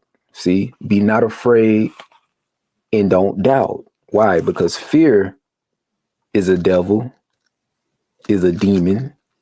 Doubt is a devil, is a demon. Stress, anxiety, all these things are demons. And all these things, will kill you if you let it, and it will hold you down, hold you back, these things.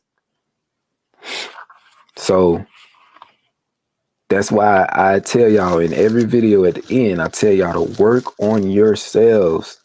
If anything, listen, I don't care about stocking up on some food. I don't care about none of that.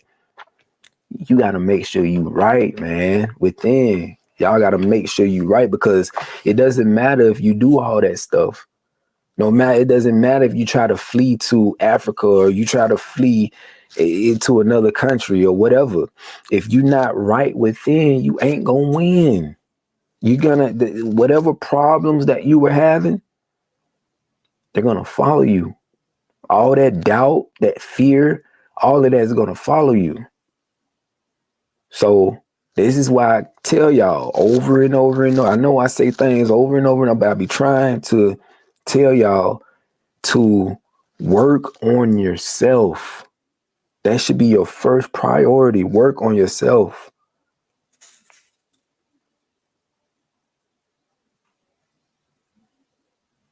The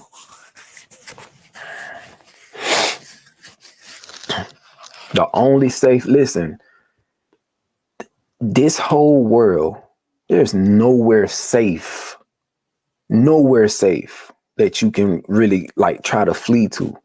Nowhere safe. The only safe place is within. That's the only safe place. And peep this, that ain't even safe. It ain't even going to be a safe place within if you're not right within. You feel what I'm saying? It's deep, man, but it's simple at the same time. You have to look in the mirror, because that's the problem right there. That's the problem. It ain't the person outside of you. A demon or angel, whatever, it don't exist outside of you without first, existing within. You manifest whatever you dealing with. Like I said in my last live, it's funny how we live.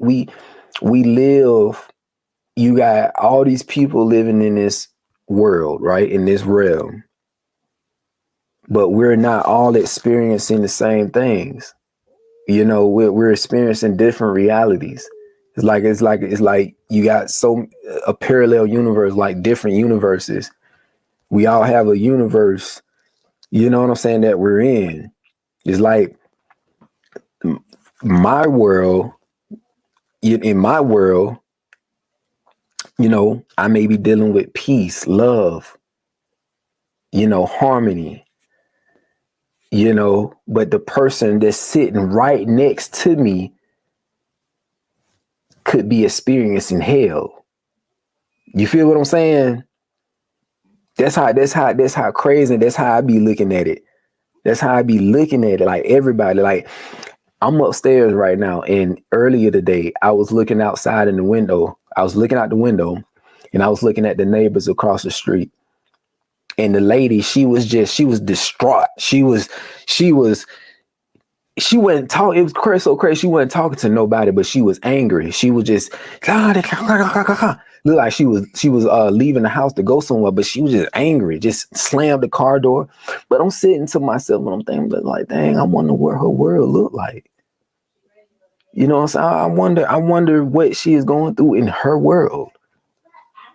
It's crazy, I just look and was like, praise the Most High. I'm just thankful that, I'm grateful that I'm not going through what she's going through. You know what I'm saying? Like my world it looks completely different. I'm at peace. I'm smiling. I'm happy. I'm thanking the Most High for another day. Thanking the Most High, I feel better. You know, I'm you know. But that's what I'm saying when I either like when I see people, especially driving trucks, when I go out, truck drivers just be, bro, they be wilding. Truck drivers be ready to kill each other. You know? I was looking at I forgot where I think I was in Kansas. No, I was in Missouri when I seen this. But I was at the truck stop. And this is gonna be the last story, but I was at the truck stop. I'm in a good mood because normally when I drive trucks, I have my headphones on or listening to music or I'm talking on the phone with somebody, you feel me? And for the most part, I be in a good mood, because I just feel like driving trucks, man. I be in my own little space, my own little world, it'd be crazy. But anyway, I'm at this truck stop. I'm getting gas, right? So, with big trucks, you pump the gas, you can just walk away from it and you go and you clean your windshield and everything. So I'm cleaning my windshield. Next thing you know, the two aisles next to me, these two truck drivers, they going back and forth. They just arguing, just arguing. And one truck driver talking about, "Mother, you cut me off, and you did this, you did that, and I'll beat your, you know what I'm saying?" So I ain't think nothing. I be looking, but at the same time, be mind my business. I be like, man, they wild. So anyway, one truck driver, he was like, "Oh, you gonna beat mine?" He was like, "All right, fit." So boom. The truck driver started walking back to his driver's side, and then the other truck driver was following him. He was like, "Mother, you gonna follow me back to my truck?" So I guess the truck driver got in his truck. I didn't notice at first, but he got a gun and he had a bat. So I guess the guy that was following him, he saw that he had a gun. Man, this dude ran back to his truck so fast. And he was a big fat dude. He ran back to his truck so fast, jumped up in his truck, looking around trying to find his headset. He was about to call the police. But it's so funny because he jumped up in his truck. And I'm talking about it's me and all these other truck drivers. We just sitting and we looking. And when I seen the gun, I was like, ooh, like this for real, like this. So he had the gun and he pointed it at the dude windshield. He was like, do something now. I bet you won't get out your truck and talk that nah. You know what I'm saying? So he had the gun pointed at the dude, and dude was inside. So he was I guess he was about to prepare to make the phone call. So the dude put the gun in his pants and he took the bat and just busted out the dude's headlights. I was like, wow, man. Wow. Like they wilding right now. Hey. All right, come in the other room. Come on. No. Ari, do you need me to Stop. Hold on. You want to get crazy. Come on, Ari. Hold on. Ari, get up. Let's go. Hold on. I'm gonna take him in the other room. I'm finna clean this stuff up. Okay. Look, keep on now. Go on in there. Doing all that, boy. I got time for that. So yeah, man, it's stuff like that I seen all the time on the road. But I'm just saying all that to say, bro, like your world could be completely peaceful. You know what I'm saying? You could be in the best mood, happy and everything, but the people right beside you could be experiencing hell and be ready to, you know what I'm saying, take another person's life. So it's just crazy. It's crazy. It's so crazy. But I want, this just me personally, like, I want for everybody to win. I want for everybody to be at peace. You feel me? Because I notice with our people, especially those who are Bible believers, you know what I'm saying, God fearing and everything like that. It's like we'll say all day long that we're healed and we're happy and we're at peace, but truly behind closed doors, you know, it's something totally different. So what we tend to do is we hide behind these books. We hide behind, you know, this veil. A lot of our brothers and sisters that be on social media, you know, social media is a place a lot of our people just go to because they can hide behind those profiles, you know, and post scriptures all day, every day, but just, you know, are going through hell, are suffering in silence. And that ain't cool. You feel me? So that's why I be trying to, you know, advocate for people to be authentic. Be your authentic self. Be true to yourself. You know what I'm saying? You don't gotta fake it, man. Because somebody like myself, I can see through all that. I can see through all this. You feel me? All this fakeness. I can see through it. You could try to hold it up for as long as you can, and I can even tell through conversation. I can tell when I talk to people that they're going through it.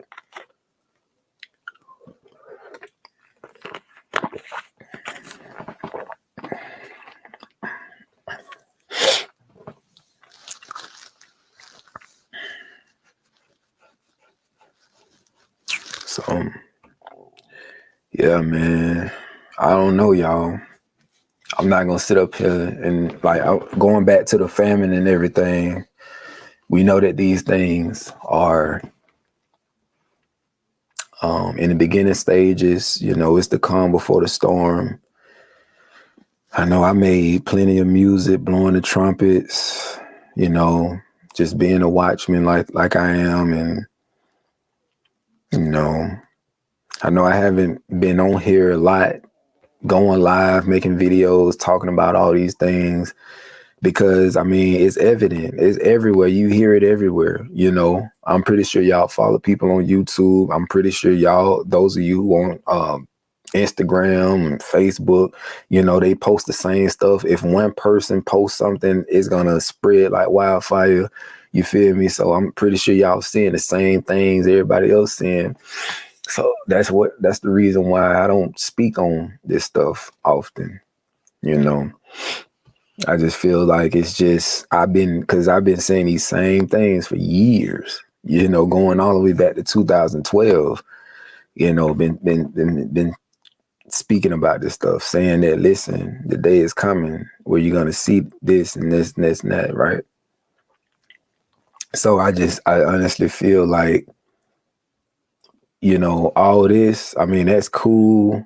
It's cool, you know, to get on here and talk or whatever. But really, at the end of the day, the question is, what do we need to be doing? You know what I'm saying?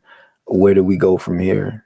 You know, so we cannot let a day pass without us working on something, you know, working on ourselves, man. That's what I say. We need to work on ourselves. And like I was telling my partner the other day, like for me, my goal ain't to try to live forever in this flesh. You know, this thing is flawed.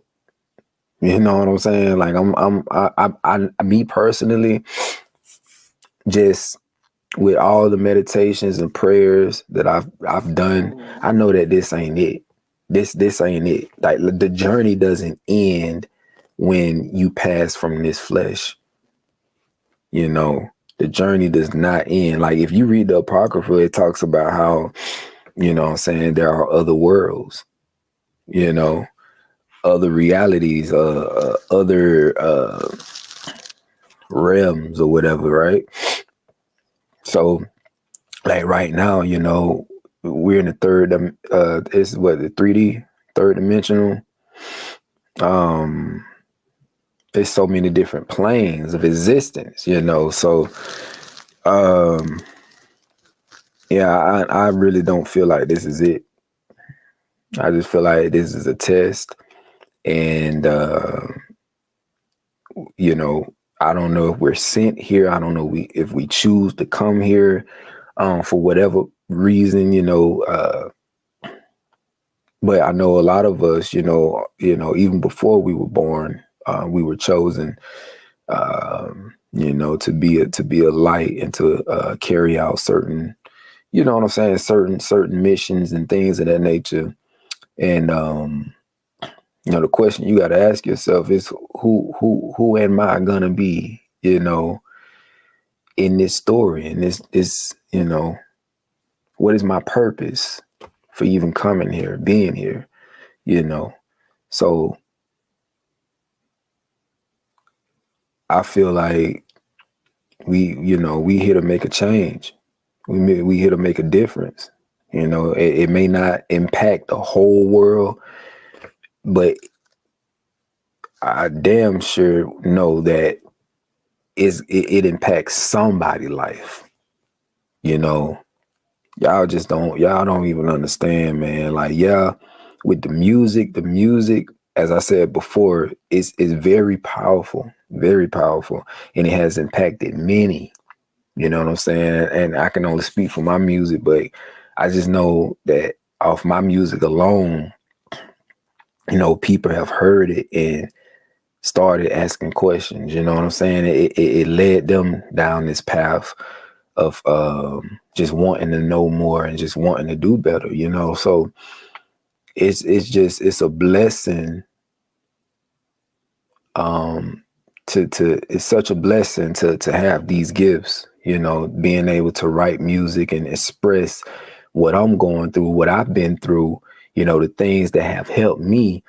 It's amazing, man, to be able to express that and articulate that in such a way that when people hear it, it's just, you know what I'm saying? When they like, dang, bro, like he's speaking that real. He you know, he spoke about going through this, going through that. Man, I'm going through that. Like, you know, I'm going through that. You know, so yeah, I just thank the Most High for that. But then even on the flip side, like doing what I've been doing for the past year, you know, with just getting out of my comfort zone and, you know, just going for it, like just saying, you know what, to hell with all the talking. I want to get out there and do it. You know, I want to get out there and build and, you know, just be, you know, do things that's not comfortable to the flesh, but that satisfy my spirit. You know, if that makes sense.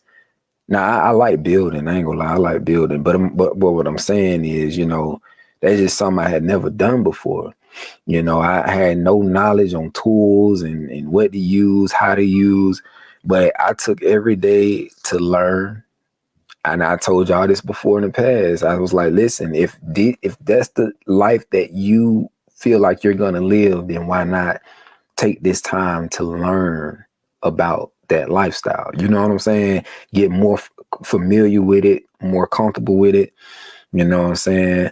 Just, but I don't know if people just be hearing me. You know, I don't know. I don't know. It be like that sometimes as an artist and as a person who get on here and talk. You just be like, do people think I just be talking? Like, do it, what I say going one ear not the other, or is it because I don't have I'm not of a certain status? I bet you if I was Elder Ricard or Elder Nathaniel, or if I was, you know what I'm saying, somebody like that, then more people would probably listen and then be like, take me serious.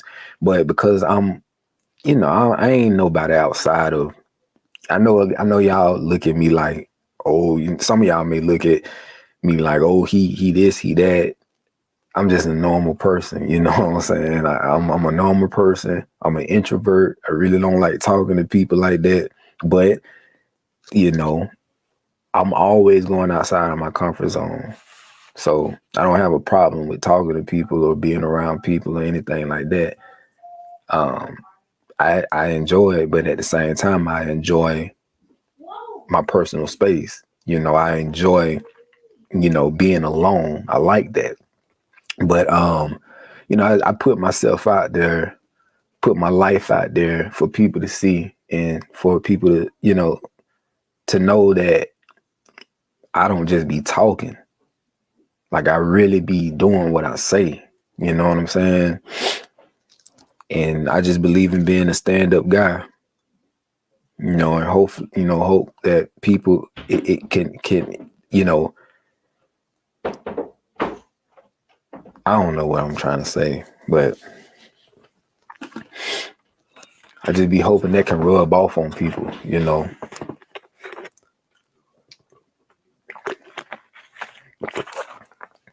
Because truth be told, I stand with the people. Like I said in the song I just dropped, you know, I be with the underdogs, the ones who've been outcasted. That's who I root for. That's who I speak for. You know what I'm saying? I don't care for churches. I don't care for camps. I don't care for groups and organizations. I respect them. You know what I'm saying? They got their place, but I just know how they operate. I know how they move. You know, if you ain't putting no money into their pockets, if you ain't, you know what I'm saying, investing in them or whatever, you know, we can't help you. You know, we don't want to deal with you. And it's so many people who are not a part of camps, who are not, you know what I'm saying, who just don't want to be a part of camps, part of churches or whatever, you know. So like I said, man, I'm for the people, and that's how it's going to be to the day I die. You feel me? I'm going to stand for what's right. You know, they can keep all the politics, all that fake-ish, all that talking. They can keep all that.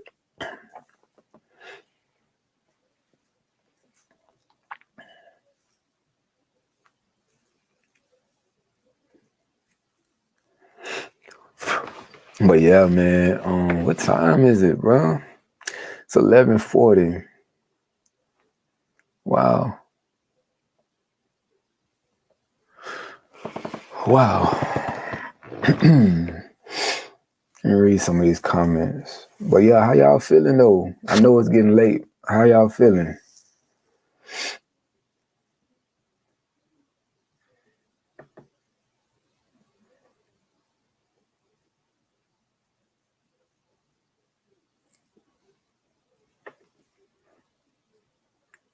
Let's see, we got to want to tap into our spiritual gifts. Ooh, don't use that word tap into. You use that word tap into, people are gonna think you're evil. They're gonna think you're a witch. But nah, that's real talk. We got to. We got to. It's so crazy. I look at it like this. The way we've been going about, like, operating and maneuvering in this walk is insanity. What's the definition of insanity? Doing the same thing over and over and over, expecting a different result. So I feel like gotta switch it up. You gotta try. You gotta get out your comfort zone. You gotta open your mind. This is the very same people that told you to stay away from this and stay away from that. Get what? I'm gonna tell you, look into it. Don't be scared. We already know what's up. We know not to worship nature. We know not to worship nothing. But do your research. Educate yourself. Enlighten yourself. Do that. Stop listening to these people holding you back. Let them be scared. You ain't got nothing to fear, my brother. You ain't got nothing to fear, my sister. The cause of suffering is ignorance.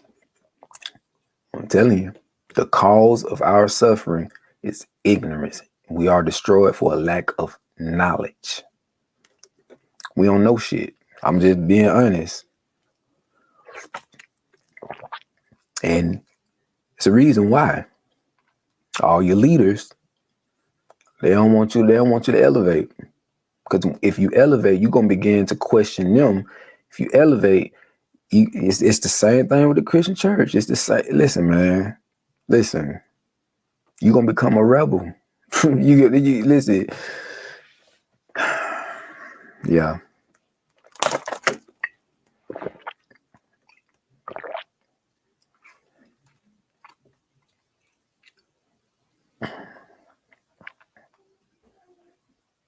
It said, Khan,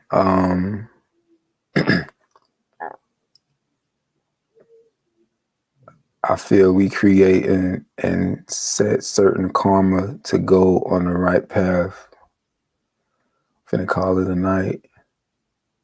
Yo, holla some. All right, peace, bro. Peace, peace. Oh, man. Kanye music has gotten me through my best days and my worst days. No, it doesn't for some, Yarika. For the ones that want out, I don't even know what you're talking about. Because I'm reading it. I'm so late reading these comments. I should have read them, but music and lyrics altering culture, allowing healing. It's the music you make. All praises. Words be using too much energy. We ought to start using. We got to start using our energy physically. Yeah. We listen. Faith without works is dead. We talk about having faith all day long, but we have to start using these. Got to.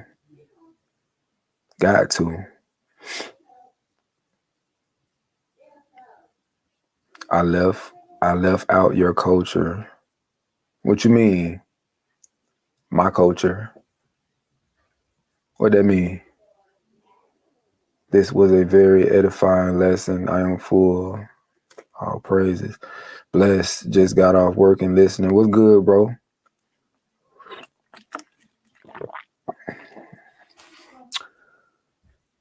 Con, they know the right words to use to manipulate the people. Yup.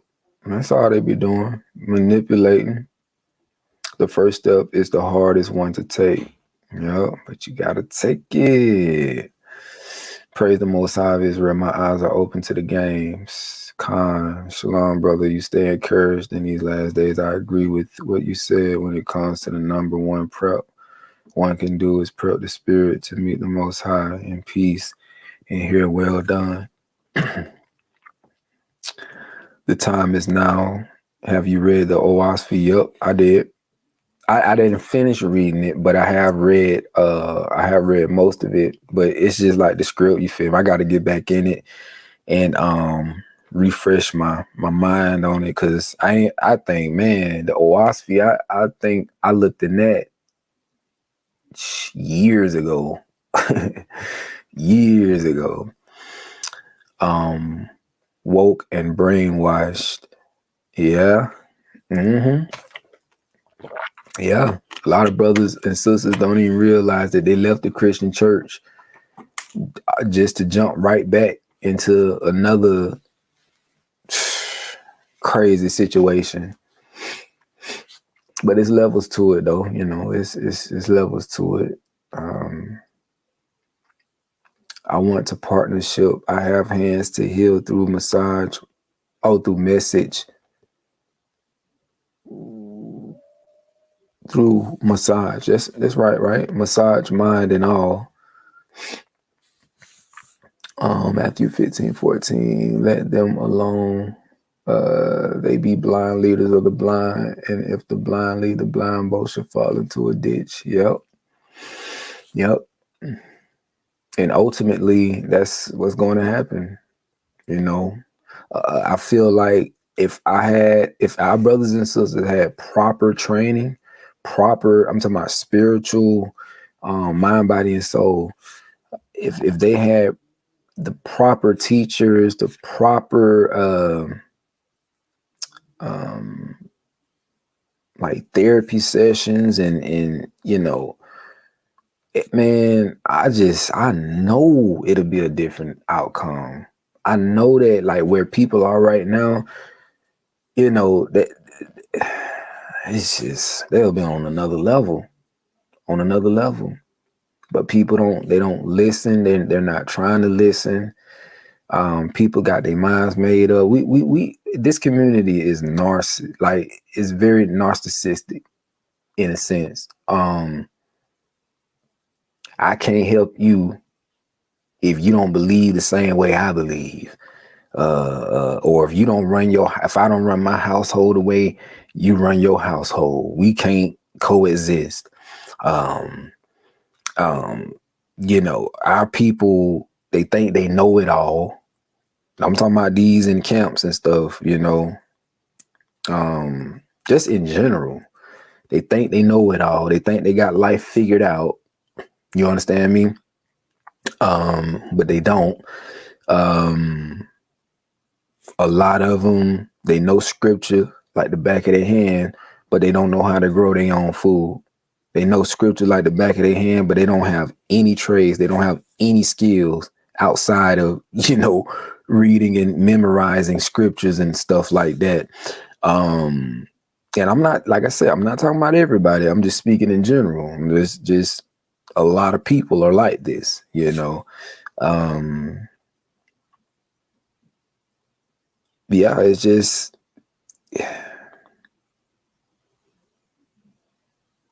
I don't know. No. People are afraid of change, and change is inevitable. You know what I'm saying? And I get it. Change is a very uncomfortable process. It is, but it's necessary. It's very necessary. And that's the reason why we don't see progression within our communities, because people don't want to change. People don't want to change. And this goes back to what I was saying earlier. I think some people just don't even know what to do, don't even know how to go about changing. You know what I'm saying? We sit up here, we talk about getting out of our comfort zones and stuff like that. But see, people used to live in a certain way, you so used to a certain lifestyle, people are afraid to get their hands dirty. People are afraid to work. And I'm talking about work. When I say work, I'm talking about work. People they're not, I'm not going to say they're afraid, but people just don't want to do the work,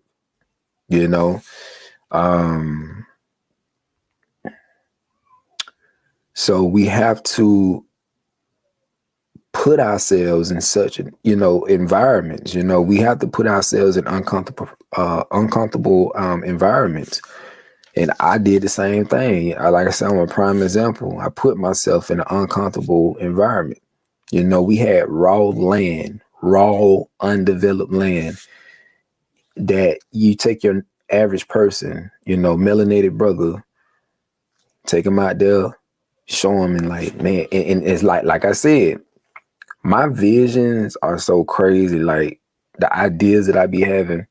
So you could take a brother like myself, and you could take another brother in this walk, right? I take him out to the land, and it's raw, undeveloped. Take him out there. We get out there. Got my hands on my hip, looking around like, this is beautiful. Do you see what I see? Do you see what we can do with this? It's gonna take a lot of work. Take a lot of work. But just can you imagine? Can you imagine what we can create out here? What we can build and build around, and bro, come on, like that's how I be. That's how I was with this whole situation. But it was other people who we took out there and showed, and they couldn't see it. They couldn't see it. They just like, all these trees, like, what? Work, what? Clearing, what? Building, what? Yeah. But see, I feel like everything that's going on right now, when these food shortages and when, you know, these rivers, lakes, and everything start drying up, see me, I'm looking forward to this. Like, because I'm a person who deep down inside, like, I love the idea of a community. I do. Although I know that our people struggle with that. It's like for some reason our people cannot coexist for nothing in the world. We it's like everything fine as long as, you know, ain't nobody trying to tell you, you know, how you should go about doing something or whatever. But the minute, you know, someone receives constructive criticism or whatever, you know what I'm saying? Like it can be anything. We get out of line, you know what I'm saying? We just we blow up and it's just we turn something so small to something so big. It just, I feel like that's something that we need to work on as a people. We cannot expect to get through these hard times if we cannot coexist. If we can't get ourselves together to where we can live together and be around each other, man. I don't know. I don't know. I don't know. The Most High gonna have to step in and intervene and just say, hey, you feel me? Like, get your shit together before you die. You know? But like going back to what I said, I'm the type who truly wants a community, you know, because I know how powerful communities are. Bro, you listen, y'all, you take one person who has skills and abilities, take another person who may have a different set of skills and abilities, you take another person, you feel what I'm saying? You take it's that junk gonna make us so powerful. And then everybody working together, like it makes sense in theory. It makes sense in theory, but it's so crazy to me because you look at white people, they can do it. Look at these white people who've been prepping for years, and I always look at it like this. I look at it like this. You have people who desire to live and who are willing to do absolutely everything it takes, whether that be prep, whether that be, you know, just conditioning themselves, you know, sharpening their skills and everything like that, you know, for when that time comes so that they can protect what they have or whatever, you know. But then you got those who, like our people, that's just, you know, oh, well, you know, I'm gonna just sit back and depend on the Most High. I don't feel the need to prepare. I don't feel the need to do this. I don't feel the need to do that. I don't gotta exercise. I can just be fat and out of shape. I can just be, you know, just I can eat when I want to eat. I can do what I want to do. The Most High got me. That's how our people act.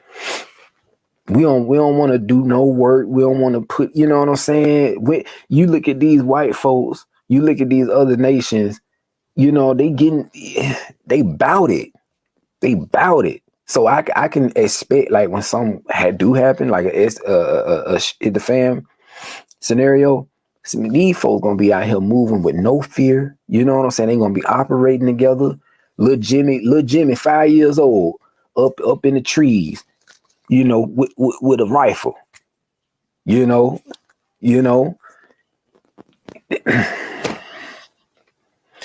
But our people just don't, we can't get it right. We just can't get it right. So, like I said, you know, in my perfect world, I would have a community. I would have like the sisters with strictly. Oh, speaking of sisters, man, look, y'all seen a new movie that's coming out? I think it's called Woman Warrior or something like it's being played by what's the sister name, man? What's the sister name? See, this is what I be thinking about. We talk about solutions, man. Look at this right here. I want to show y'all this before I get off. I'm about to get off in a minute. What's the name of that movie, bro? Is it Woman?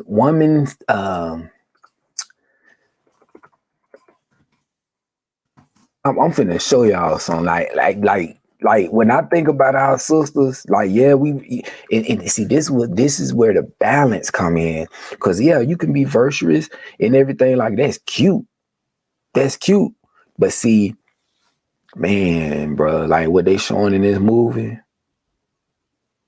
bro, woman king, that's it, bro. They might take my video down if I show it. But yeah, this movie look like it's gonna be a good movie. I seen behind the oh, look, check this out right here. I ain't even gotta show the movie. Here we go. I want y'all to see this. Now showing our sisters something like this, it can either do one or two things.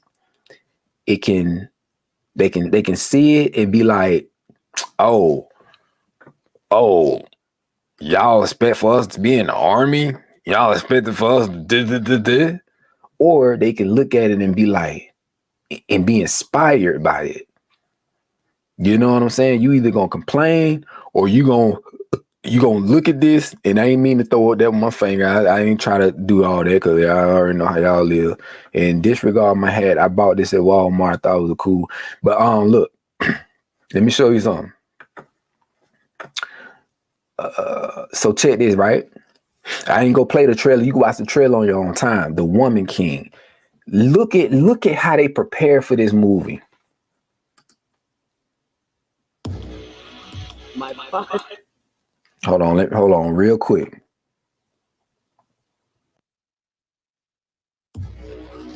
My body went through hell. Oh, the training. It's been a lot. I was like, I don't know if I'm going to survive this process. people think training's going to be you just getting a little bit strong to do a bit of stunts. But for this, 3 hours of martial arts a day. We had weapons training. Everything from sword play, spears, machetes, a lot of punching. An hour and a half of weights, sprinting. Gina, the director, joined us, and that helped bond us. She's transformed our bodies. She's transformed our minds as well. I mean, I feel like a badass.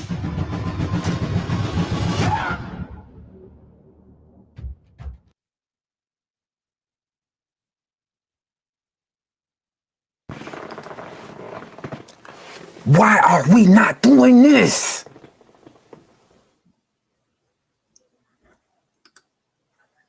Why are we not doing that? Why are we not striving for that? Oh, it's just a movie. It's just a movie. Bruh, that's how we should be training. This is what I'm talking about. Buy some land, build on that land, let's start a community doing this. Y'all see, I don't know where y'all mind be at, bro. But when you read scriptures where the Most High talk about how the Most High is gonna use us, because you already know how I feel. You already know how my perception on all of that, like, is different from a lot of people. I know that God is in us. You feel what I'm saying? I know that. I know that our temple is the Most High's residing place. And if we give power to the Most High, we connect and align ourselves with the Most High. I ain't talking about just no talking, bro. I'm talking about actually taking care of this temple. For when that time comes, Man, come on, bruh. But what I'm saying is you got the woman, bruh, the woman king, bruh. What I just showed you, they in the gym training. Now, yes, it's a movie. I get that. But this how it should be in real life. Like I said, it's cool for women, our sisters to be virtuous and everything, cute, taking care of their homes. But your ass gotta know when when that time come, you gotta know when to cut up. You gotta know how to protect the same way. If I'm out there fighting, you feel what I'm saying? Cutting heads off, ain't no reason why I shouldn't look over, and see you not doing the same thing. Eating their ass up. I'm keeping it 100. But our people are scary. Our people don't want to be. When I was going to the gym, guess who I seen in there? White women. White women. Guess when you go around to the parks and everything, you go out and work out. Guess who you see out there? White women. They make sure they keep their bodies right. Why is it that with our sisters, we just want to eat what we want to eat? We want to be out of shape. We cool with being, you know what I'm saying? And I ain't talking about every single person, but I'm just saying as a collective, as a whole in general. But y'all gotta break out of that. Because if y'all thinking about going back into the wilderness, and then what we just read in the Apocrypha talking about being like pilgrims, a lot of y'all can't even run. A lot of y'all can't even run. You can't run a mile without being gassed. You don't know how to fight, man. You see what I'm saying? I'm talking solutions. Shit we need to be doing and aiming towards. Y'all been so caught up in this Bible all these years, but don't know how to do nothing else. When are you gonna take what you read? You know what I'm saying? And start living it, man. Stop talking, just start living it, bro. Same with the brothers. It's no excuse. We need to be training. We need to, you know what I'm saying? All that. Like, I don't know. I really don't know. I don't know what to tell you. I mean, I at this point, it's like I ain't never. It's just so crazy to me, man. It was like we got opportunities to do this. Ain't none stopping us. Ain't nothing holding us back. Only thing that's holding you back is you. That's the only thing. And that's what's so funny to me. That we have opportunity after opportunity after opportunity. Ain't nothing holding us back.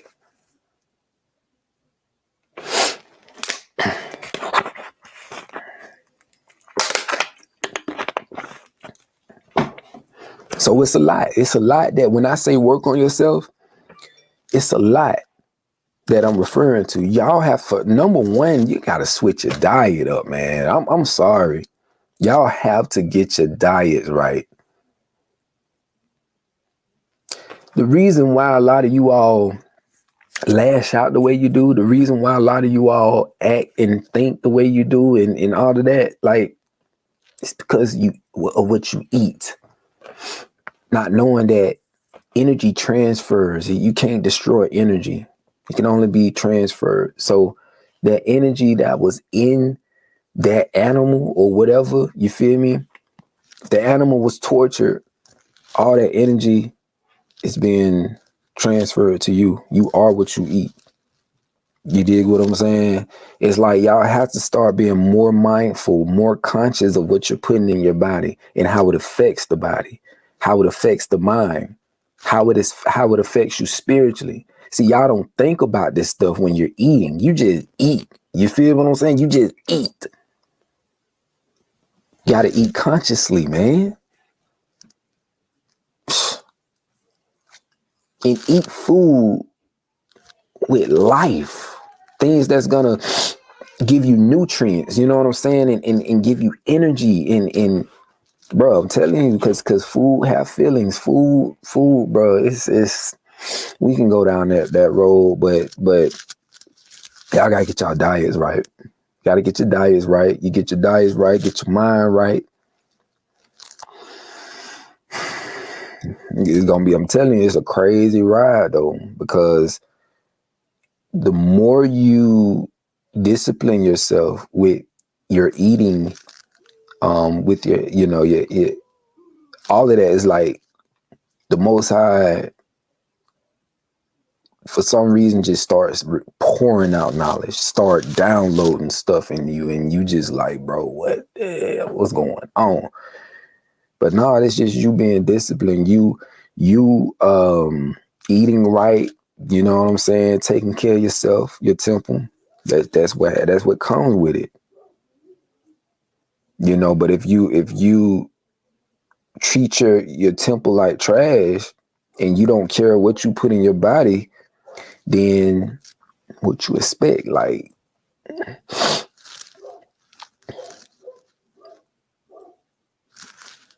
you know, they say, you know, this old saying, right? It's an old proverb, right?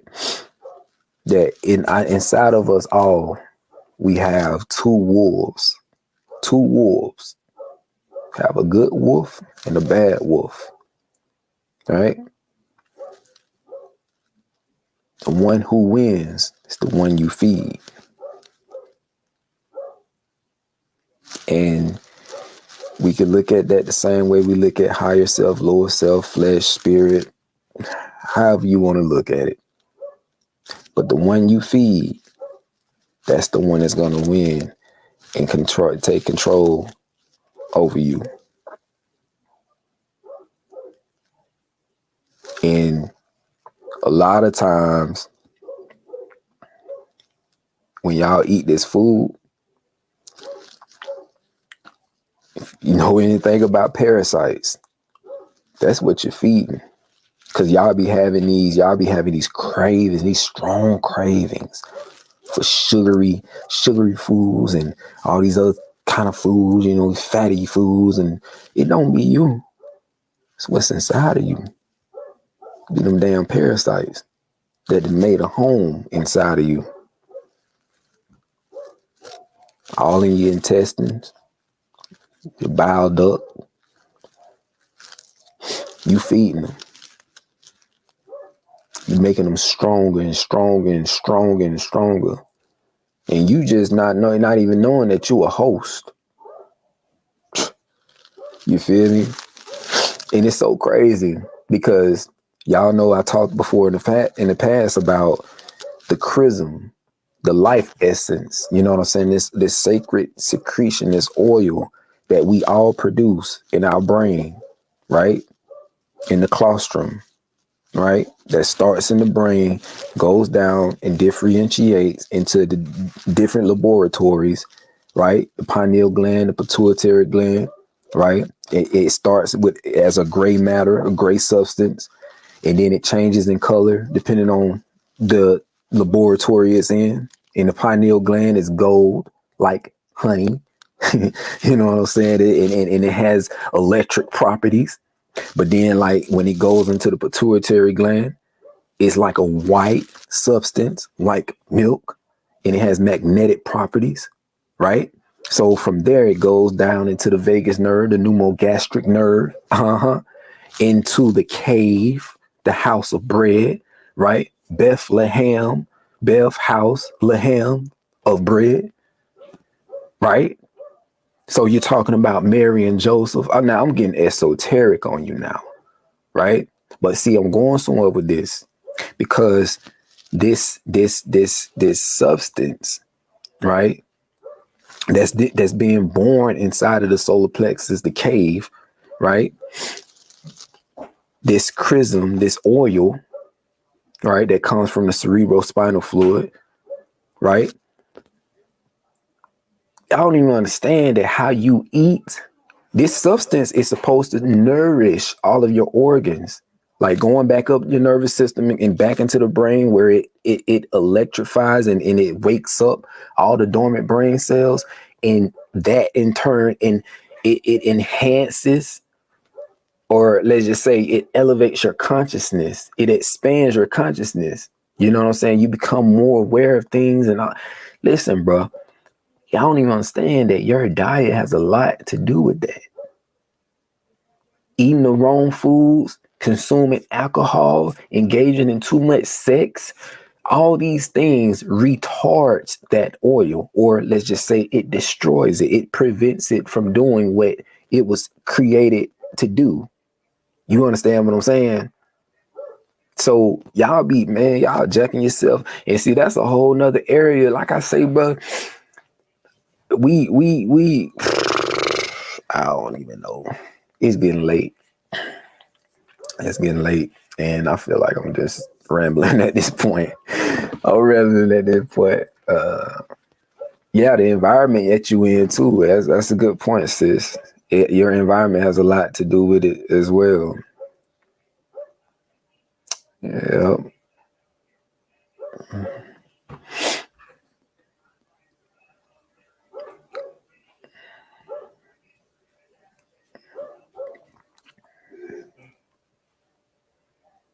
Fasting is more than health. It's a spiritual deity. Yeah, fasting. Yeah, you gotta fast. You gotta fast to reset the body. Fasting is very necessary. Very. Hey, What? I'm about to get off Okay, babe. in a minute. Sting is out, so I'm just putting this gate up so he don't run in here. Okay. We got some more spaghetti? Yeah. Okay. What is this?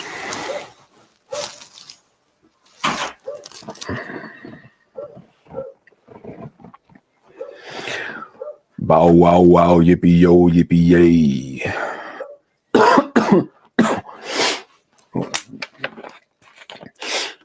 They got Lizzo. Oh, you might talk about what I'll talk about the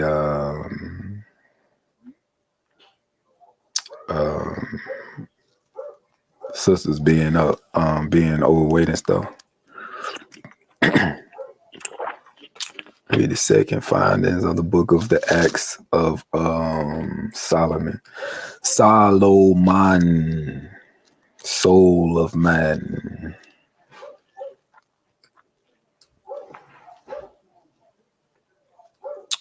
People be running to the fast food restaurants. Yeah, that y'all gotta cut that out, like all the way out. Damn fast food, man, killing folks. Can't go 2 hours without eating. Yup. You really got to train yourself. You have to be very disciplined. So, like right now, I can go a whole day without eating and won't be bothered. You know, and honestly, lately I've been thinking about becoming a fruitarian. I mean, I can do that because I've trained myself, you know, for so many years. So I'm almost at that point now where it's just like I strictly just want fruits and plants. I mean, well, that's what I eat anyways. But of course, I be eating like cauliflower, you know what I'm saying, oyster mushrooms, lime main, all that type of stuff. I be eating like a lot of mushrooms to substitute for the meat and stuff. Like when my wife cook tacos, she make walnut, like the walnuts, she crush them up or whatever and creates like the same texture of hamburger meat. Some amazing stuff. But yeah, man, like beside all that though, I've been thinking about becoming a fruitarian. Like I've really been fiending for a lot more fruit. I tell y'all, like Costco's, like we just started shopping at Costco's. I don't know why we waited so late, but at Costco's, bro, they got the best fruit. Like I've eaten a lot of fruit, but that fruit from Costco's, and it gotta be It gotta be organic, 'cause I don't know, cause I mean it starts with on the Plu code. Like a lot of they fruit have the number 9, and I've seen that. I studied that. You know, if it's GMO, if it starts with a 3, and I think it's conventionally grown or something like that, if it starts with a 4. But if it got that 9 on them, yeah, it's truly organic. But they peaches, man. They peaches, they nectarines, the mangoes. Bro, I be Brian. Listen, I bought like 3 cases of peaches one time, the last time, but in a few days we're gonna go and we're gonna re-up. And I'm telling you, like, it's just, man, the fruit. That's where I get my H3O from. You know what I'm saying? Yeah. Most people distracted by jobs and personal problems and finances. Yeah. Yeah, you gotta sacrifice though. It's like at some point you have to ask yourself, is this stuff more important than my health, than my well-being? You know what I'm saying? But most people don't have that conversation with themselves. And then when you have somebody to come along and you know, bring that to their attention, is either one or two things. You know, oh, you can't tell me how to live my life. You can't tell me what to goddamn do. You know, or it can be like, dang, you know what? You're right. Like, I need to do something about that. You know what I'm saying? Quit y'all jobs, downgrade. It's time to take out. There you go. There you go. There you go. And listen, that right there, what you're saying is all a part of getting out of your comfort zone. You got to get out of your comfort zone to do that. We got to start being comfortable with being uncomfortable. Quit y'all jobs, or not even quit your job, just because it'll be foolish of me to say that, right? When I'm in a situation right now where I don't got a car, I don't got transportation like that. So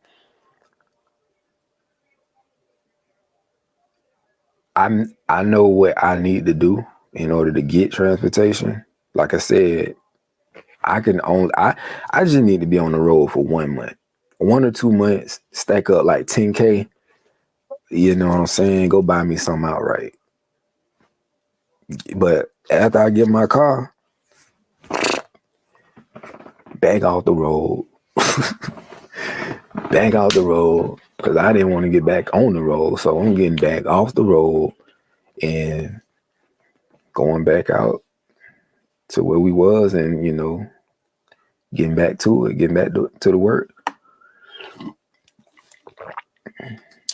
Don't be overwhelmed. Every small step we take will get us to the ultimate goal, but you have to start somewhere. True. Science sis said, damn them jobs, be a freelancer. I said, damn them jobs. I don't blame you. Especially, I mean, I feel like at this point, if it ain't a job that's helping you grow, if it's not like, especially if it's something that you hate doing, you know what I'm saying? Like you dread going to work every day just to make some crumbs. I mean, I would probably start looking elsewhere. Like, and I ain't gonna lie, you know, I'm grateful that I even had the opportunity to have a truck driving job, because I'll be honest with y'all, if it outside of driving trucks, ain't nothing else that I think I would. It ain't nothing else I would want to do. Nothing. I mean, because I know with driving trucks, like I can make money like that and it fast. But anything else, I don't even know. And like I told y'all before, like with driving trucks, bruh, if you really want to be greedy, you can get out there and make a bag, like for real. Like I could do that, but I just don't feel like driving coast to coast. I don't feel like doing no damn heavy haul. I don't feel like doing all that. So what I do is, I try to get leverage, right? Like I can negotiate because I have years under my belt. I can negotiate, um, like finding a local job and still being able to get paid what I want to get paid. So that's really where I'm at with it right now. And I actually got it tomorrow. I gotta go take my road test, drug test, and all that. And I'm gonna be back on the road next week. Home every day, local. You know what I'm saying? Bringing in good money. But like I say, the plan is not to do that forever. I'm just trying to get another car. So I'm gonna just do that for a little bit and get me another truck. Well, actually, I'm gonna try to buy two. I'm gonna try to buy SUV for my wife and then buy a truck for myself. So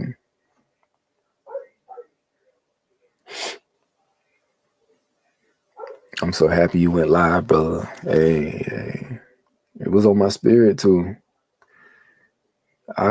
We couldn't even put up our tent at the Feast of Tabernacle years ago. White folks helped us. Yeah, it be like that. It be like that. Like even with me, I ain't know how to put up no tent. Man, I ain't know nothing about camping before we actually started going camping. That's only because we all grew up taking family vacations, camping in the woods. As you climb a ladder, you see your own people trying to bring you down to where they are. Continue to climb and you'll see success in yourself. Yep. Detox. I have some products if anyone needs them. Hey sis, put your Instagram, put your information up there. I know I'm late reading the comments, but yeah, put your information up there. I will say this too. Let me tell y'all this, right? If y'all want to support and not just throw your money away or anything like that, if y'all want to support me and my family, my wife just launched her business, right? She just launched, she makes pure organic, I don't want to say organic, I just say natural, right? Pure natural deodorant. So what I do is I'm going to share the screen to show you the website. I'm going to post the website inside of the chat. So like I said, if because a lot of times YouTubers or people of influence or whatever get on here and just be like, yeah, y'all support us, and be expecting you to just throw your money out there at them or whatever. But I don't want to do that. We want to be a service to you. You know what I'm saying? So I want y'all to take a look at my wife's website. I'm about to show you right here in a minute.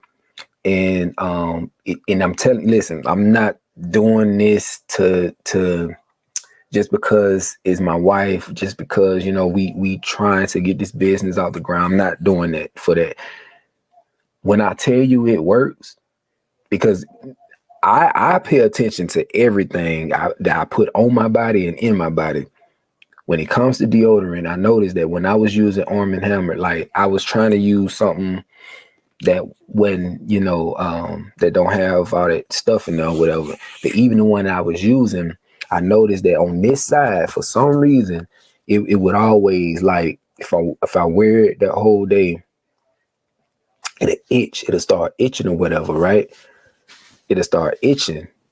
And I know same thing with my wife, like, I don't care what deodorant it is. Even the so-called natural deodorants they be having in the stores, like, they don't be working for my wife or whatever. So she just decided to start making her own. So and it works. It really do. It really do work. And if y'all want to try some out, here's the website. There we go, looking crazy. But if y'all want to support us, in our journey and everything we doing, let me post the website.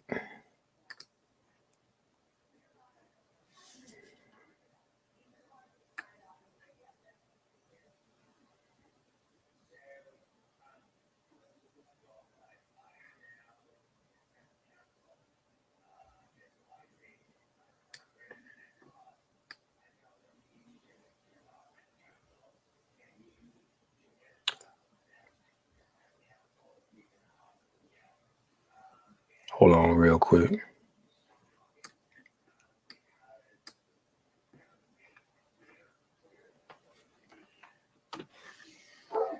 We need to form a group and circulate money. Everybody donate to one another and keep it moving.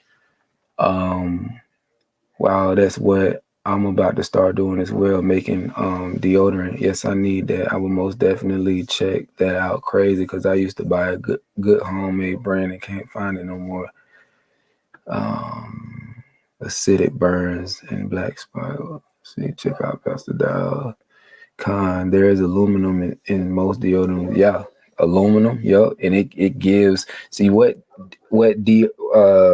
most people don't know about deodorant is it prevents your body from releasing the fluid that it needs to release. You know, it keeps a lot of that in there, and that's how that cancer and everything start forming. You know, that's why a lot of women get breast cancer and stuff like that. And check this out. If you know a sister who has breast cancer or anything like that, look into, I think they call it, it's a mushroom, man. It's called, my wife knows, but I think it's like tailback, it's something, but I'm gonna have to look more into it and I'll share that with y'all. But yeah, y'all can take a look at the website. I'm saying this is the bottles that hold on, where we at? Okay, these are the bottles that they come in, and it is real easy to apply. All you do, you just take 2 fingers, you know what I'm saying, dip it in there like that, and then just put it on like that, you know. And I promise you, man, all day.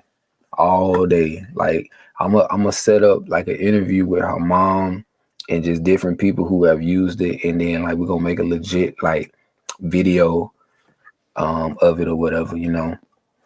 So, but yeah, this is the website. Lemongrass. Okay, so this is what lemongrass and lavender scented deodorant cream. And also what we'll do too, to show you the process is, the process. I'm just show you the process is, but we're going to show you the process of how she make it and everything. So it says our origins. Pure Intentions Pure Deodorant Cream is a well-renowned online store that features high-quality and affordable health-conscious products. Our passion for great health is driven us from the beginning and continues to drive us into the future. I decided to make my own all-natural deodorant at home because I got tired of the toxic store-bought brands and my body was starting to react negatively. I switched to all natural store-bought deodorants, and although they were non-toxic, they just didn't work. So I decided to solve my problem by creating my own deodorant that contains no harmful ingredients and offers me long-lasting 24-hour protection. And thus, we have at Pure Deodorant Cream. This was everything I needed and more, and the smell is divine. Bright, zesty lemongrass. We grow our own lemongrass. You know what I'm saying? And all this stuff, everything she put in it, you know, as far as like the plants and all that, we grow it. So luscious lavender combined with a touch of tea tree in this clean and inviting scent. Pure Deodorant Cream is a thick, creamy paste that melts into skin without a greasy residue, and that is true. So no aluminum, none of that BS. Your armpits work hard to get toxins out, and remember that what goes on your skin also goes in your skin. The skin is the largest organ on the body, so you always want to be mindful, be conscious of what you put on it and what you put in it. This is why we believe it is so important to only put the purest ingredients in this most delicate part of your body. Our cream is gentle, yet it really works. It is not sticky, tacky, or greasy. It spreads smoothly, leaving you dry and powder fresh and feel good knowing that it's sustainably packaged too.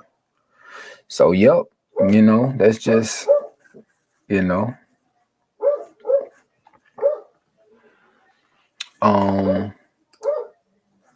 But we got more stuff on here coming. You know, we got more stuff coming to the website.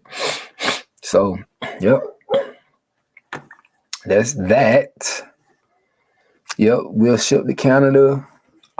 Just send the address and let us know. And we'll get that shipped to you. Now I don't know how long it'll take or what the process would be because it's Canada, but yeah, we'll most definitely try. We'll most definitely try. He said we do got to start reading labels on things. I'm talking about everything. We got to read labels on everything, man. Everything. And I know to some people it can be annoying, but I'm telling you, I don't want my children eating chips. I don't want my wife eating chips. I don't like I'm so conscious of everything. I know I'd be annoying sometimes, but hey, we it's like you can't just keep going, like knowing that this stuff is loaded with BS. Like you just I don't know how can you keep going, you know, knowing that. It just eats you up in the inside. So I stay away from anything that has high fructose corn syrup. I stay away from anything that has citric acid. And you will notice too with a lot of like canned anything, citric acid, you know. So even with my wife, like she's about to start canning a lot. And, you know, we was reading something about preservatives, like how to preserve the color of whatever it is that you're canning, like fruit, for an example, like peaches and stuff like that. What can you use to preserve the color of it?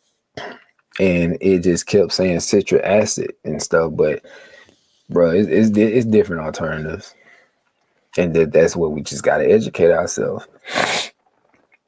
I'll be purchasing tomorrow evening. I appreciate that, sis. We appreciate it for real. For real. Most definitely this is wonderful. Lavender is one of my favorite smells. Reminds me of my grandmother. I want to get some. Man, that's what's up, man. Do you ship to Canada? Oh, I read it already. Yeah. Great marketing. I say that sincerely. I appreciate it. Awesome. No worries. We'll figure it out. How was moving to Canada? I'll be honest with you, man. I honestly, if you ask me, you ask me, give you 3 places that I would move to. I would definitely want to move to West Canada. I love, man, Canada is beautiful. Like for real, like I've been up there. I've been all over Canada. Canada is beautiful, man. I'm talking about, but see, I want to move to the part where they have grizzly bears. Now I know that's crazy, that's extreme, but bro, when y'all look at those areas, it's breathtaking. It is breathtaking. Now it's dangerous territory, and I know people that live up there in those parts. And that's something that they fear, you know, too. It's the bears, because like I know a couple that live in a yurt up there, and they got land or whatever. They said one of the things that, you know, since they've been living there is like just the bears or whatever. But besides that, you know, the bears, I think they only had one incident with a bear where the bear was right outside the yurt or something that happened. I don't know. But anywho, Canada is definitely West Canada, because it's heavily wooded. It's just green. It's beautiful. It's lush. So in the trees too, I'm fascinated with like trees, like tall trees. I'm fascinated with that. Anyway, so Canada definitely is on the list. Bali, Indonesia. Listen to me. Bali, Indonesia is so beautiful. Bali is so beautiful. Like I hate that the most beautiful places, the people are poor. You know what I'm saying? The people are poor. They shouldn't be poor. But definitely Bali, Indonesia, man.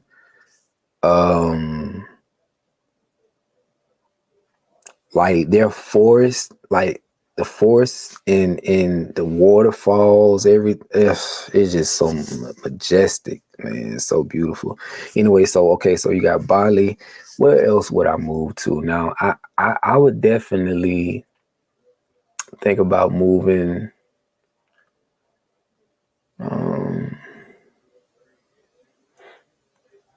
It's different parts of the world. Like it's a tie between this third spot, but I would honestly say somewhere down in South America. Um,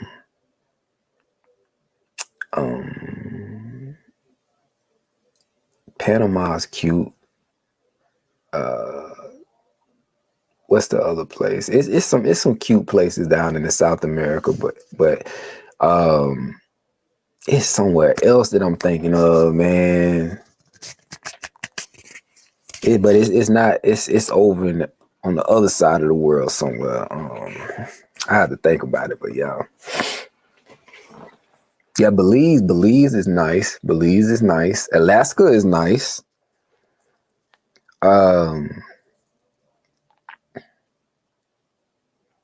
Northern, central, and rural. The air even smells better. I believe it. Con, it's beautiful. Have bears in my backyard and wolves. I believe it. Why? I believe it. Canada got them predators. Canada got them predators, man. But nah, it's beautiful. A lot of people don't talk about Canada, but that's definitely somewhere. Like I honestly, I wouldn't even lie to y'all. Like earlier today, I was just sitting back chilling, listening to some beats, and I promise you, I had the thought like, look at buying some land in Canada. I had that thought. I ain't even gonna lie to you. I'm not gonna lie to you. Now, if I bought some land in Canada, I would probably stack up probably about 15, 20,000 and shoot, go build me something up there. I ain't even gonna lie, 'cause I mean, like I said, I'm familiar with Canada, so you know, be ducked off up there. But yeah, man, listen, y'all. It's been real. I'm getting kind of tired. I gotta use the restroom. I'm about to get me some. It's too late to be eating, but I'm finna go get me some spaghetti. Finna get me some spaghetti, man. Spaghetti. And sit down and finish watching this Walking Dead and get ready for this road test tomorrow. But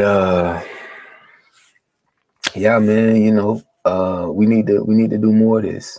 We need to do more of this. So I honestly feel like we need to come with solutions.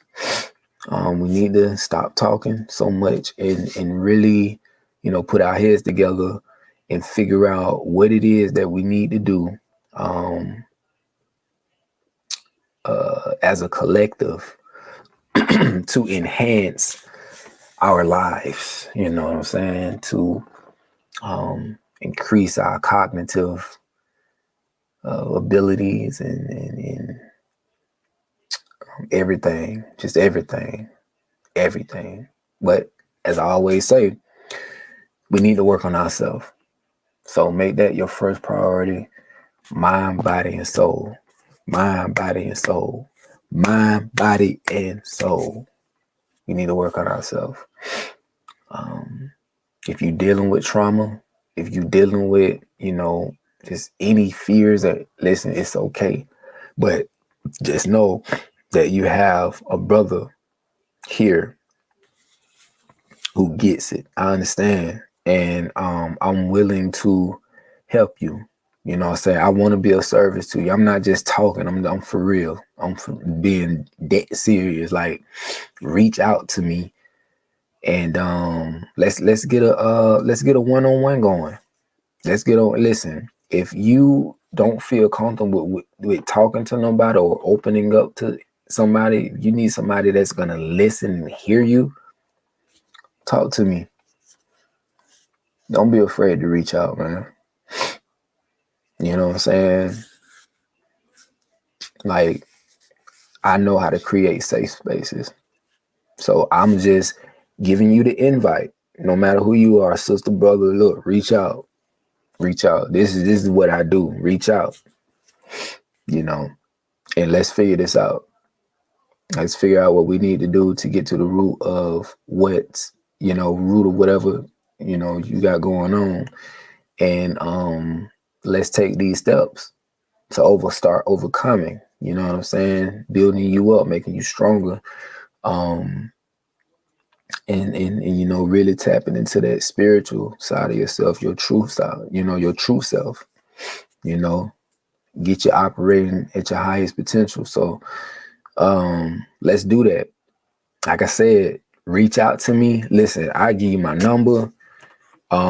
Just don't call. Shoot me a text. You know what I'm saying? Because a lot of people be calling. I don't be answering my phone. But just I'm gonna give you my number. Shoot me a text. And yeah, just go from there. I'll give my email too. So that way you'll have both. And listen, I'm only dealing with people that's serious. Like, don't reach out to me if you're not serious about trying to work on yourself.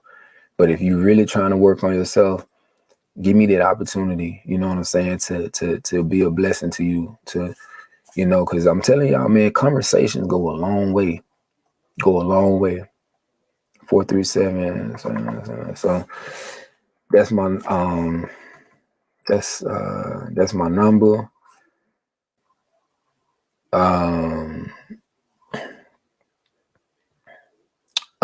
What's my email? So my email. And what you got to know about me is too, like I said, I'm an introvert, and like, I'm not even gonna waste my time, if I don't think that it's worth it, if a person is gonna play games and try to give me the runaround or whatever, then I'm gonna just let you have that. You're just gonna have to figure it out yourself. You know what I'm saying? That's that I be telling everybody. Everybody gotta figure it out. You know what I'm saying? If you don't want to listen if you don't want to listen to me, take my advice. Cool. I'm not gonna force nothing on you. You feel me? I'm gonna let you be. Everybody is in control of their life. So it is what it is. But yep, that's my contact, that's my number, that's my email. Hit me. It was good talking to y'all. How can you connect like minds from different areas, build together? That's the hardest part right there, because if in my perfect world, I would want people to, I would want to be in the presence of a person, you know what I'm saying? Because that's just a whole different dynamic. Like, if you in person and you're actually with that person, and I always look at it like how, if you watch the movie Doctor Strange, and how he traveled to go dwell with the woman or whatever, right? Who was healing people or helping people heal.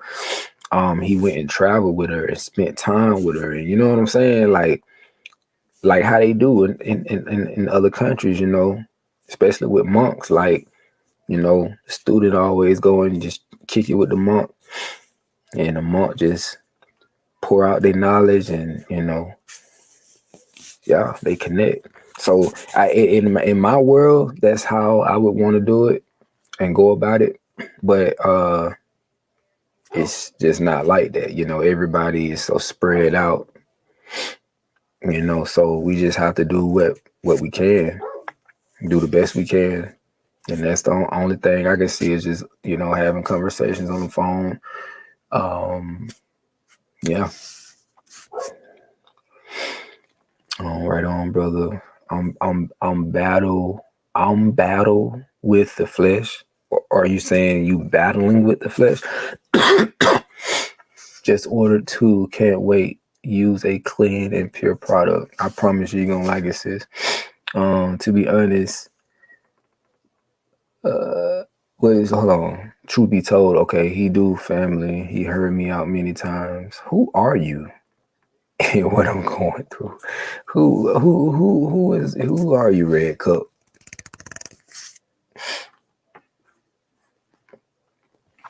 Oh man. But yeah. I just want to say peace, love, and light to y'all. I hope y'all took something away from this live, and we can do this again some other time. But yeah, just do that. Hit me up if you need me. Y'all just continue working on yourselves. Continue doing the best you can. Just stay in prayer. Keep the Most High first in all that you do. You still got time. Try to stock up on food. Try to get your houses in order. You know what I'm saying? Try to prepare and spend a lot of time, quality time with those around you. Embrace these moments that we have, man, because it ain't always gonna be like this. You feel what I'm saying? Just continue to operate in love. If it's hard for you to love, just pray. Pray to our Abba and just ask. Ask him to open your heart. And also too, like I said, everything starts within and it starts with you. So develop that love for yourself, and it'll be easy for you to love others. If you love yourself. So just do that, man. Just stay in prayer. Pray for me. I'm gonna pray for you. Pray for our people in general. Pray against the enemy. Pray that they all die. Pray they die a horrible death. Just pray against them. Everything that they doing, just pray that it pray that it don't come into fruition. Just forget it, man. Like, don't even worry about them. Just ask the Father to strengthen you, strengthen your faith.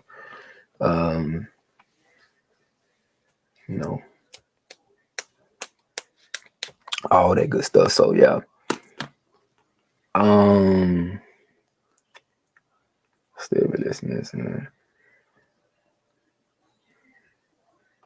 Keys, my favorite. Yeah. Brandon, what's good, bro, man? I ain't talked to you in a minute. I've been moving, I've been working, but the Most High set me still. I'm still like, I can't record no music. I can't really do nothing for real. So yeah, hit me tomorrow. I'll be free. Well, actually, no, I won't be free from 1 o'clock to 5 o'clock.